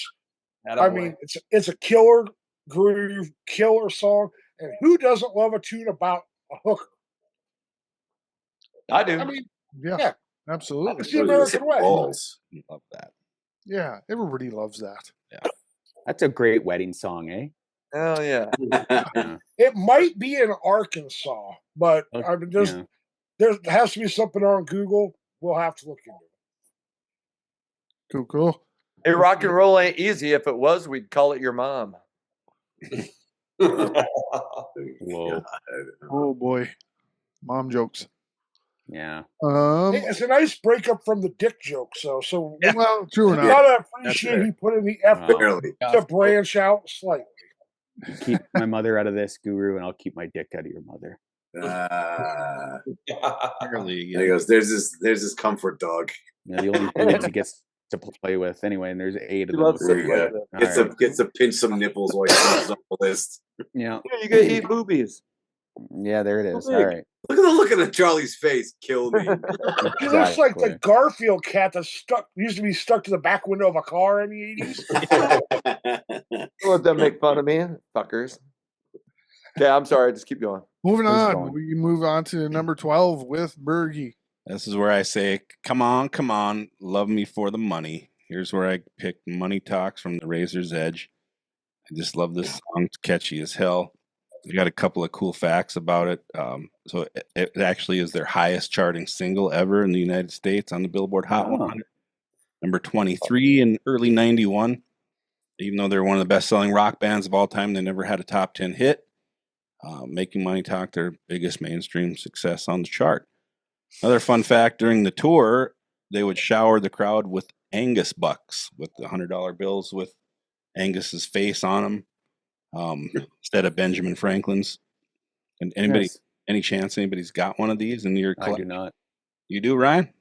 Yep. Sweet. That's awesome. You didn't happen to get it at a show? I got it in the 1991 live double cassette tape box. Okay. Which I still have, of course. Easily one of their most melodic songs. I don't know Yeah. why. I love the lines. So what do you do? That's guaranteed. One last thing, and I wonder if anybody can confirm this, but despite its popularity, it hasn't been played live since the Razor's Edge tour. When I read that, Oh shit! yeah, Wow. I was thinking that's got to Wow. be fake news, but I'm just not sure. I tried to find another like a live something with it on it, but I can't. And I don't Well, know. on the Ball Breaker tour, they didn't play it. And usually bands play the hits from the previous album on the next tour, you know? Like they played a bunch of Blow Up Your Video shit on the Razor's Edge tour and never again, pretty much. And everybody was shouting in the crowd. I remember during the Ball Breaker tour, Money Talks, and they didn't play it. And then I watched an interview with Brian, and he just straight up told some chick, "Nah, that song's too fucking high." And that's all he said. Oh, okay. All right. There you go. There you go. So we certainly won't hear it again. Yeah. It's not even one of those songs you can't turn it down, right? So That was another one. I wanted that one, but I didn't think it would go that soon. That's like the You Shook Me All Night Long later in their career. You know what I mean? Like yeah. girls liked it, guys liked it. It was a kind I of preferred it to Thunderstruck when it came out at the time, just because I was full on melodic rock at that point, right? a great song. Great riff. All right, with that, we are moving on to number 11 with the Guru. Shit. Oh, okay. I'm going back. Up the boobs. Going. Yeah, you got big boobies. I'm going back to Highway to Hell and Shot Down in Flames. And I'll be honest, I wanted Who Made Who, which wasn't available. Somebody else took that earlier. But so anyway, that's kind of but that was the song I was going for. But Shot Down in Flames, amazing song.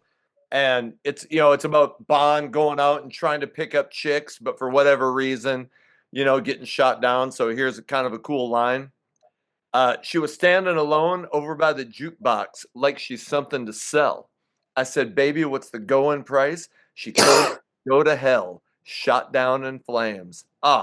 And man, you guys were talking about it. Shit, I would have given anything to see Bon Scott live. That's one of my great regrets of rock and roll. Like if there was a thing that you didn't get to see, it's Bon Scott fronting the band. So yeah, Shot Down in Flames. That's my whatever number we're on. Number 11. Number 11. Yeah, that's a good Cool. one. Really good pick. Yep. Really good song. I love it. I love the guitar riff at the beginning. We're Hell getting yes. meat of it Yeah. now for sure. Yep, we are breaking in. We are the final 10 songs, top 10 songs of AC/DC. And we're going to start off with Ryan. Well, I desperately wanted Shot Down in Flames. I didn't settle for this because this is equally killer, and I knew it would piss Guru off. And I got Who Made Who, which I feel like it's the comeback song slash kind of compilation album they needed at the time, because Fly in the Wall, although killer, didn't exactly burn it up in the sales charts. And then they came out with this, and it was like, oh, these fuckers are back. It's exactly where they needed to be in 86. It was a little bit updated for AC/DC, but it was good and very memorable. So here's Who Made Who. Yeah, when that That came movie out, that was- sucked. Yeah, that What movie was was the movie terrible. called again? Maximum Maximum Yeah, Overdrive. that movie was shit. But AC/DC has never put out a recognized greatest hits album. But Who Made Who was kind of a compilation with some Yeah. new songs. And fuck, I love Who Made Who. Oh, Yeah, that song, it's just a totally different sound with that totally. beginning. It's like I don't know, it's I don't know, it's almost synthesizer type. Yeah, Yeah. I think that's the only new song on there or at the time. But and when Jason was talking about Heat Seeker being kind of their reintroduction or whatever, this is where I was thinking Who Made Who was kind of like, oh, True. yeah, AC/DC. Yeah, I know. That song was huge. Yeah. Yep. So I like it a lot. Moving on, Jason, number 9.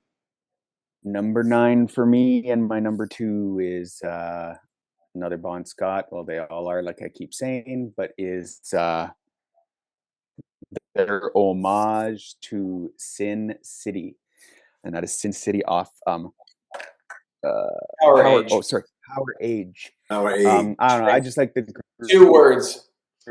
nothing, yeah, Power Age. No, for me, it's another Bond, the growling, the going down. And they wrote it because after they went there, and I don't know. I love going to the city myself, and I'm not even a gambler. Just a great place. So I don't know. It just sticks in my head every time. No big story, nothing. Just Sin City. That's my number 2. Good pick. That's the one I really wanted to get off of that album, but wasn't in the cards for me. Not today. No. Well, we move on to me at number 8, and I got Hell's Bells off of Back in Black. And this song is just killer. The beginning with the bell ringing 4 times before the guitar comes in, then it rings another 9 times, gradually fading out. It's a tribute to Bon. Let's see here. The bell that they used wasn't ready in time for recording, however, so the manufacturer arranged for them to record a similar bell at a nearby church. According to the engineer, Tommy Platt, that didn't go well, as there were birds living in the bell, so when they rang it, all they got was the fluttering wings of the bird. They decided to use a bell that was in production, so they borrowed a mobile recording unit owned by Ronnie Lane and wheeled it into the foundry. The bell was hung on a block and tackle and struck by the man who built it. Yeah. For the bell. So I thought that was kind of a cool little story about the bell. And they went on to say something like, you don't honor Bon Scott's memory with a bell from a sound effects reel. Yeah. Exactly. And I just think it is such a killer song. The riff, everything about it is excellent. Easily could have been in top 3. Yeah, there's a story about that the bell on their they're having a bell on the tour for Highway to Hell. Right. It was in the book. I don't have the story, but yeah. So there's a couple of good stories about the Hell's Bells bell. Yeah. But anyway, that song could easily be could have been top 3. Could have been somebody's number 1. Could have been. Mm-hmm. Yep. So that is my pick. Good one. And so we move on to number 7, Brian. I'm just gonna say, just ring 362436. I lead a life of crime. Dirty deeds done dirt cheap. Classic fucking AC/DC song. Can't go wrong with that. It would definitely be on this list. It's got to be. And I picked this because I was afraid it'd be gone by the time that I went again with my shit location on this goddamn draft. And it probably would have been. Yeah. I was reading something just before we jumped on about this song. So the numbers, and then afterwards he says, "Hey," or something like "Hey." Hey, yeah. And it sounds like an 8, and people were dialing, so that made a 9-digit number or a 7-digit number, and people were calling that. They got sued, and the people wanted them to re-record it, but it didn't sound like their phone number. So someone else's number would be called all the time. yeah, exactly. So I thought that was kind of funny. I was like, oh yeah, that when you think about it, that "hey" does kind of sound like he says 8, and yeah, I can see how that went, because I remember on Faster Pussycat's bathroom wall when they read off the number. I remember one of my friends in high school, Gary, his family owned the theater, and we sat up one night from the theater phone trying to fucking call that number. Well, also in the inside of the album, for Unlawful Carnal Knowledge, there's by Van Halen, there's a blackboard with a bunch of stuff written on it. There was a phone number written on it, and those people kept getting called, whoever happened to have that number. Oh, no shit. Yeah. But like, what do you do? Call up and go, is this AC/DC? Like, what the fuck? No, click. I don't know. We were drunk as shit when we were calling the Faster Pussycat thing. And if you listen, I speak to Bon. It's so hard to make out what he says. Yeah. So, and am I the oldest here? Because I used to call 867-5309 and ask if Jenny was there. No, asshole. I told you 8 times already. Stop calling this number. Yeah, exactly. And anyways, let's move on to number. Where are we at? Oh, we're at number 6, Jay. For my pick, I looked up Money Talks. Last time it was played live was in 1991. Wow. They only played that song live 156 times. Last time was November 16th, 91 in Auckland, New Zealand. Razor's Edge tour. Those lucky bastards. The wonderful thing of Setlist FM. Anyway, my pick is Touch Too Much from Highway to Hell. Goddamn good one. Yeah. I can't think of another song by AC/DC that has such a huge sounding chorus. I mean, it's like a fucking brick wall fell over. A little known fact about that song is Guru's penis wrote it. Hey, it's a talented son of a bitch, all right? It does shit I didn't even know it could do. A touch too much, and in parentheses, stop chafing me. Exactly. Another song with Prince. Recommendation about the Jergens, though, Brian. I appreciate it. Okay, yeah. Mr. Dry Jerk over here starting to fire in his pants, but all right. Helped out tremendously. Got to apologize, Chad and Bert. Like, you guys are never going to invite us back. But anyway. Yeah, I know. Fuck. That'll make the montage. That was great. Okay, good. All right. Yeah, good pick, and I like the way you described that, Jay. Yeah, absolutely. Yeah, that is like probably one of the catchiest songs by AC/DC. They're just, I don't know what it is about that, but it sounds different. The beginning, the bass, and everything at the beginning just sounds. it's different.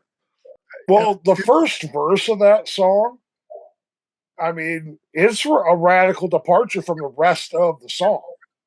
Once that chorus kicks in, it's fucking game on. I mean, if you listen to just the first verse, it's all right, but it's nothing memorable until the chorus.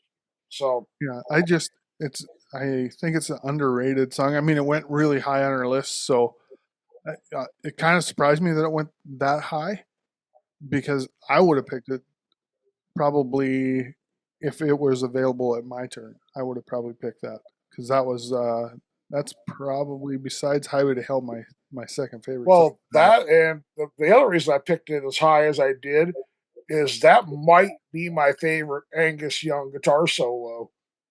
I think it's fucking phenomenal. It is. Yep. Okay, well, we are on to top 5, and we're going to start it off with Bergie here at number 5. So this was my first pick, and I'm probably going to talk too long about this song and this album, but I probably told this story on another episode, but my first introduction to AC/DC was the album Back in Black, and my song that I'm picking is Shoot to Thrill. Oh, great tune. There was a kid that was my age. Actually, he was about a year and a half older than me, but he was in my class in grade school. So a smart fella. Well, he was held back a year, yeah, or whatever, but he was a smart fella. Danny Chose was his name. And he had an older brother, Bobby, who actually sadly passed away at Rock in the Hills. He was the guy that passed out in the slough, and they found him the next morning, Oh man, drowned. I But remember Hey, shit! What year was that? the very first year of Rockin' the Hills. Oh, 8 maybe? yes, I remember that. And then they like named the lake after him. Bobby And Chose. I think I was at his tent, or like, because you get drunk and wander. And I remember these people talking about like how they couldn't find this guy. And then it was later that they actually found him dead. But like at this point, like they were like, yeah, shit, we're looking, haven't seen this guy all fucking day or whatever it was. And then it turned out, yeah, he'd fucking drowned. Anyway, I was just, I remember that. Crazy. He had too much to drink, I think, which was, growing up Sad in that deal. small town, and that's what we did. But anyway, his younger brother, some albums in his bedroom, and one of them was AC/DC's Back in Black, and of course it has that plain black cover, and I had never heard it before. And I'm going to say I know this had to be 1982, 1983, because the other two albums he had were Meatloaf's Bat Out of Hell, and then the third one was John Cougar, American Fool. And so I'm looking at these albums, and I'm looking at Bat Out of Hell, and damn, this looks like satanic, this of all the albums there, that one looks like the scariest one, right? But Back in Black, of course, is Hell's Bells and this song, Shoot to Thrill. But anyway, so my first introduction to AC/DC was this vinyl album, Hell's Bell. Is Hell's Bells the first song on this? Yes, yeah. it is. So Yep. the first thing I hear is the bells, Yep, and then I think Shoot to Thrill is the second song. I on the believe album. you're Yep. correct. Anyway, I wanted to pick. I thought I'd get the one that got picked at 3. I thought if I didn't get that one, I'd get the one that was picked at 4. But I really like Shoot to Thrill. This is the one I was talking about earlier. Malcolm Young just kicks all sorts of ass on this song. High energy, yet another blues-driven hard rock tune, and of course, being on one of the greatest albums of all time really helps. And 30 years later, it fit right into the Iron Man 2 soundtrack. The pure AC/DC, loud, unapologetic, made to be played live. Showcases Brian Johnson's powerhouse vocals, Angus and Malcolm's dynamic guitar work, and has AC/DC's signature driving rhythm section. Even decades later, it hasn't lost an ounce of power. It's exactly why Back in Black is one of the best-selling rock albums of all time.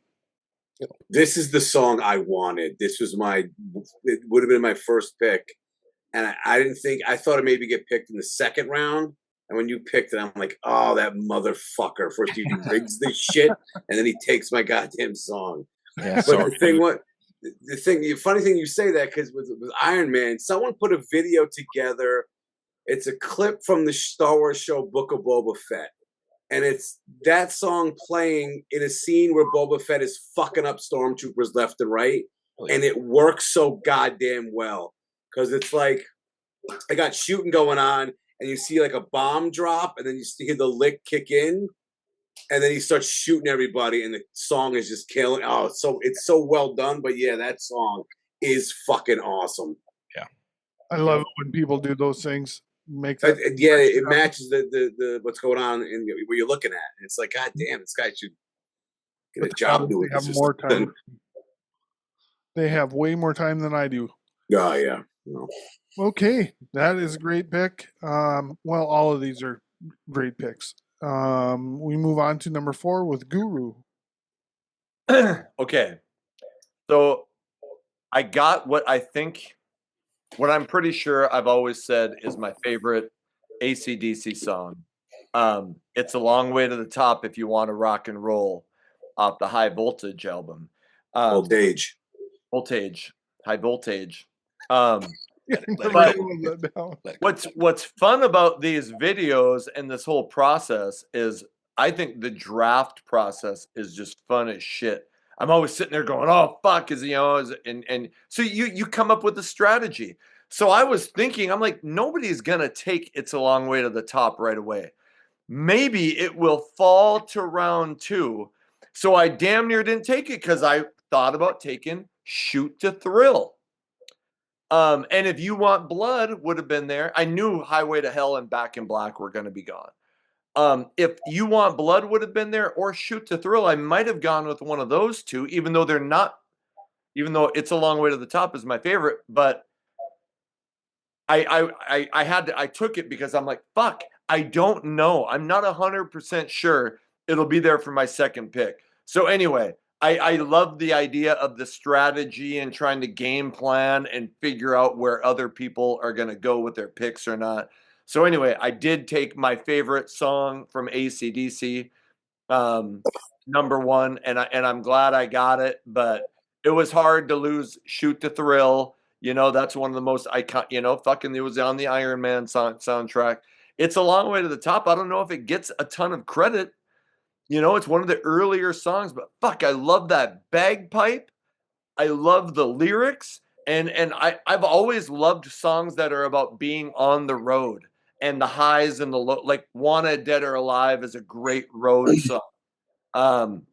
So I'll just, really quick, riding down the highway, going to a show, stopping on the byways, playing rock and roll, getting robbed, getting stoned, getting beat up, broken boned, getting had, getting took. And then I love this part. I tell you, folks, it's harder than it looks. Oh, love that line. So, yes, it's my favorite song. It's A Long Way to the Top. Comes in at number 4. If you didn't pick it, I would have. Okay. It's funny how you said, the Shoot to Thrill on the Avengers soundtrack and everything. It's what song placement does for songs and bands. And, Totally. I'll just talk about, like, I have 3 daughters, ages from 30 to 20. So you think years ago, like when that show Glee came out and they were doing like Journey songs and stuff, and that introduced them like Journey and Fleetwood Mac and all that stuff. And Avengers was Shoot to Thrill as AC/DC and War Machine and stuff. And It's a Long Way to the Top for me is my girls used to watch School of Rock. Mm-hmm. Oh yeah, Jack Black, and they did it right. Yeah, so, at the end, yeah. Yeah, thank God my daughters they've got some appreciation of good music. So what was the Iron Man song? Iron Man when he came out of the cave. No. Yeah, Iron Man when he came out of the okay, but wasn't there an AC/DC song? Shoot to Thrill. I thought it was Shoot to Thrill. Okay, yeah, I think they did it twice, right? Yeah, I thought it was Shoot to Thrill when he came out of the cave and Iron Man was during the credits. Okay. I haven't seen the movie in fucking 15 years. How long it's been? Yeah, in the movie it was Shoot to Thrill. Yeah. So I mean, yeah, it's great that these movies are putting these songs in there and breathing new life into this music genre we love. That TV show Peacemaker that we talked about. Oh, love that. Just our genre, man. Yep. So really, really good. So now if we could just breathe new life into Brian's penis. That's what you've been trying to do. Resuscitate. Keep trying. I'm like, I need some more. Keep giving him mouth to mouth. But I think it's almost there. Oh, good lordy. Okay. We are Ryan. on to number 2. No, Number 3. Ryan. Number 3, sorry. With Ryan. All right, from Highway to Hell, here's where I got If You Want Blood, You Got It. And this There is you the go. Bon Scott song. Love this Bon song. The kick-in's amazing. I love how they all come in full band at the same time, which is rare for AC/DC. Pre-chorus is killer. The breakdown after the solo's killer. Everything about it's perfect. So it's hands down my favorite Bon Scott song. Yeah, Very good pick. I like that song as well. Yeah. I mean, That's really those 2 albums are just. And Bergie's going to have some Yeah, I stats got some after. stats at the end, but I really wanted that song, and I thought it would be there when I picked when I saw the order. I thought I'm going to get that song, and that's the song I wanted to get. But like Guru was saying, I know I'm not going to get this one, and I know I'm not going to get that one. But then you picked that one. I'm like, okay, well then my next one on the list was going to be the one that Guru picked, and then I got you the thrill. But What's that movie in the mid '90s where they work at a record store? Empire Records. Empire Records. Yeah. I remember that being in that movie and going, because I don't know if I remember knowing that song that well, but when that movie came out, I was like, fuck, this is like the greatest thing ever. Yeah. So, shit, yes. Yeah, Love it that. was very featured prominently in a scene in that movie. Yep. I remember seeing that too, and kind of it reminded me how great that song was. Hell yes. Anyway, we're top 2 now. Top 2. We move Top on 2. to Jason with the number 2 pick in the draft. My final pick, and it's my number 1, and it is my favorite AC/DC song, and it's off my favorite AC/DC record, and it is Highway to Hell. I'll just simply, you don't have to say a lot about the tune. It's fucking Highway to Hell. Yeah. But one thing I will say is we all on Twitter, and we get different things come by, or X, whatever you want to call it. It doesn't matter. But when anybody will put out, what is a perfect record from front to back, no skips, it's fucking Highway to Hell every time. Yeah. And I think, somebody said it earlier, there are no 2 better albums. What other band can have their 2 best albums back to back with 2 different singers and have that much of an impact? It just doesn't. Stupid people would say, well, Van Halen did it. Well, but they weren't as impactful of 2 albums as Highway to Hell and Back in Black are. Right. Yeah, they're good, 1984 and 5150, but it's not those. I thought you were going to say from Balance to Van Halen 3. Are you one Especially of when you those? said God, I hope not. No, I'm not one of those. Okay, good. Wait, But no, I'm just like, there's a Van Halen 3? yeah, Highway to Shut Hell. that thing out of my mind. The song, the album is perfection for me. It still is a regular play. I have 2 copies. I have a copy at home I listen to. I have a copy at work I listen to because I'm that lazy. I'm that lazy and don't like carrying vinyl to and from work. So, yeah, it should be number 1 for everybody. That's really how I feel at this point. So that's my number 1, Highway to Hell. Awesome. Well, and I got first pick in the draft, and I had to take Back in Black off Back in Black album. Absolutely killer fucking tune. Everything from the beginning to the riff to the singing, to the lyrics. I got 9 lives, got cat's eyes, abusing every one of them, and running wild because I'm back. I just love the line for forget the hearse because I never die. Yeah. It's great. Love that. It I don't know what to say about this song, but I asked my wife who her favorite band is AC/DC. She grew up in a little town called Willow City, North Dakota, and I think if you live in Willow City, North Dakota, you automatically have to have AC/DC as your favorite band. That's you go over to parties, that's all you'd fucking hear is AC/DC. They didn't play anything else. So she had an AC/DC cassette case, all of them in alphabetical order, and she had this, she had all, so I asked her, I said, what would you pick as your number 1 song? She goes, well, it'd either be Back in Black Highway to Hell, or You Shook Me All Night Long. And so those are the three I chose from, basically. And yes, You Shook Me All Night Long. I have that on my list. It was played a lot, but it's still such a significant song. But this is probably my favorite. This one or Highway to Hell. I couldn't. It was a coin flip basically because I love them both equally. But I don't know. There's something about this riff that I really fucking dig. Fun to play. It's just a great song. Back in Black, my number one. Yeah, and I'm super curious since there can only be number one pick, and I already know Jason said that he got his number one pick as Highway to Hell. I think I would have probably took If You Want Blood just to be different, but Back in Black and Highway to Hell at 1 and 2 is no surprise to me. Would everybody else agree with 1 and 2? I think so. Yeah. Yeah, and No it can go problems with either it. way, really. Yeah. What, Jay? If you had number one pick, would it have been Back in Black? Back in Black. How about you, Guru? Definitely Back in Black. If I would have had the number one pick, I would have gone Highway to Hell. Okay. How about you, Brian? Out of those two, or just in general? In general, if you'd had I- the one pick. I think I would have gone with Shoot to Thrill. Okay. Yeah. What did you say, Ryan? Back in Black. Back in Black. Okay. How about you? Like I said, I think I would have picked If You Want Blood just to be different. just to throw a wrench in the thing. Right. Yeah, it's ass. What? Just to be that guy, I guess, or whatever. But I think so. it'd be Back in 50% Black. of us would have picked Back in Black. Yeah. I get it. I totally get it.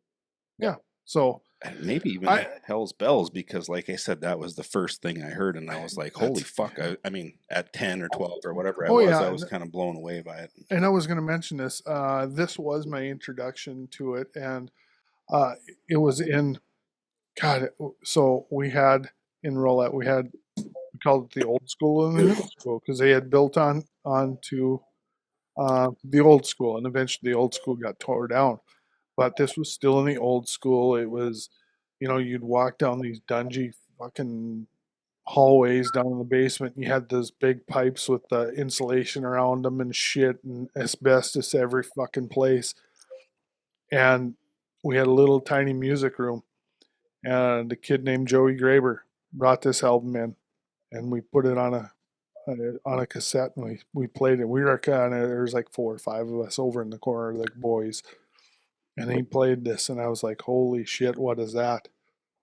I'd never heard anything like it. And I was just like in awe of the sound, the sonic sound of, it doesn't sound really sonic when it's a little fucking cheap cassette player, but you could just tell it was a big sound. It was a mean sound. It was just something I had never heard before. Yeah. So that is my fondness for this album. So I probably, that's why I lean Back in Black over Highway to Hell, because I heard Highway to Hell later on after going back.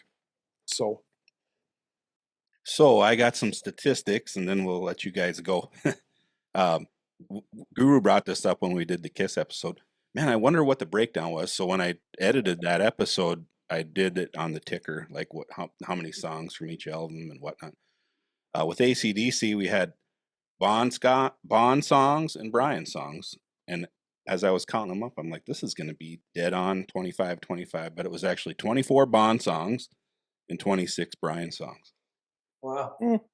Songs from no less than 16 different albums. The biggest one being Back in Black. 9 out of the 10 songs on the album made our list. The only song didn't make it was Let Me Put My Love Into You, which what that's about. I might have threw that at 48 instead of my Gone Shooting pick. But next up was Highway to Hell with 7, Power Age with 6, and then actually, if you count Who Made Who, there were 7 songs on there, but only 1 original song. High Voltage 3, 4. Count the Aussie version, there was 4. 74 Jailbreak, the 1. Let There Be Rock, there was 3 songs. Dirty Deeds, 4. If You Want Blood, just 1, counting the Rosie song. And there's a whole lot of hers, so we can count it twice. 266 pounds of that lovely woman. For those about to rock, 3, Fly on the Wall, 3, Razor's Edge, 4 actually, Blow Up Your Video, Wow. 2, Black Ice, 2, and Last Action Hero with 1 each. Damn, I'm surprised there was no Flick of the Switch. I'm not surprised there was no Ball Breaker, although I love that. And then like the new album, I wouldn't expect anything. But yeah, Flick of the Switch, I thought someone would come up with something. But maybe it's the production that turns people off, because the songs are fantastic. Yeah. Right. They just have so much stuff to choose from. And then Yeah. 2 fucking albums. I mean, they're pretty much perfect albums back to back. All killer, no filler. I mean, those would be on if we did an episode of that. I guarantee those 2 albums would be on there. Yep. So, I mean, there's 20 songs right there of your 50. Yeah, and So- there's not a lot of bands you can do a top 50 of, but AC/DC, Kiss, we couldn't do, Blue Murder. Please be. Yeah, we can do Sleazebees and Right. Sleaze bees. If you let Brian and I do it, we could do a White Snake one. There you go. They only got 1.5 albums. That's right. Well, to the tasteless, yes. Yeah. 2.5. One more little tidbit. AC/DC has sold nearly 71 million in the United States alone, making AC/DC one of the 5 top-selling bands in American music history. They have sold more than 200 million worldwide. One of the group's best-loved works, Back in Black, has achieved Rock and Roll Industries blah blah Association double diamond status for sales in excess of 22 million copies in the United States, and is America's 5th largest selling album ever. Wow. So I have a little interesting tidbit for you fellows. Guess which one of us had the most songs with long ass song titles? Okay, let's hear it. Guru. He only had one fucking song on his list with under 4 words in the title. Well, he's compensating for something. How the fuck did you come up with that? Well, That's a good like question. earlier, you were wondering where the Google Doc was. I had went through in case I wanted to reference anything, and I just wrote everybody's down. I wrote down the whole top 50. So I got fucking writer's cramp because of your ass. I'm sure Not that's good how for you rat Raiders cramp. Yeah. Oh, yeah. I'm sure. We'll go with that, right? Yeah, we will. Huge Tell, bit. tell your doctor that. Yeah. A huge bitch.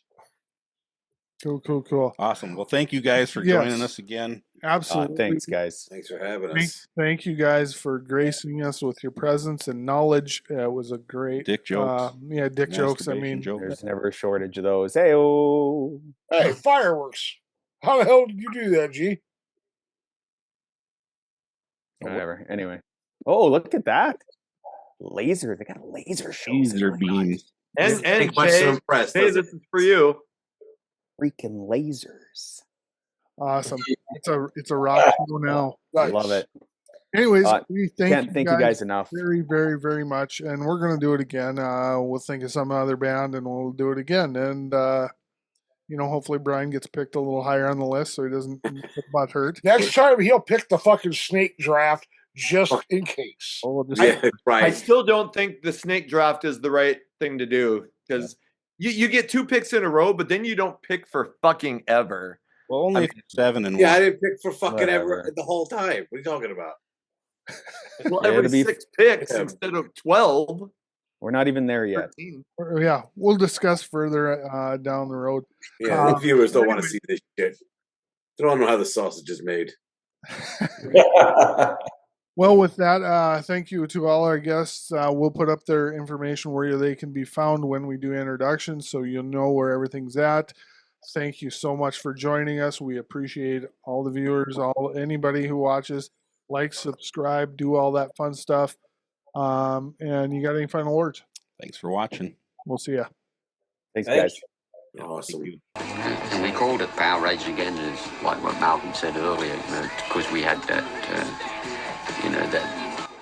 that association with the lightning and the power and the high voltage, and we just thought it would be a good way to describe it, like a new coming of age. And we said, well, what age are we living in? You're like, well, you get the Stone Age, the Power Age, and Fred and Barney went touring. You know, you had all of that sort of stuff going on, you know, when you look in history, you know, they say, well, this is the Stone Age and this is the Iron Age when they came out with the sword. And we said, well, what age are we living in? This is, you know, we were in the 20th century, so we said it's the Power Age. Thank you so much for joining us today. We really hope you enjoyed our content. If you did, please like, subscribe, share, tell your friends. We'd greatly appreciate it. Links to everything we discussed will be included in episode notes. Feel free to check those out as well. Until next time, stay golden, Pony Boy, and rock on.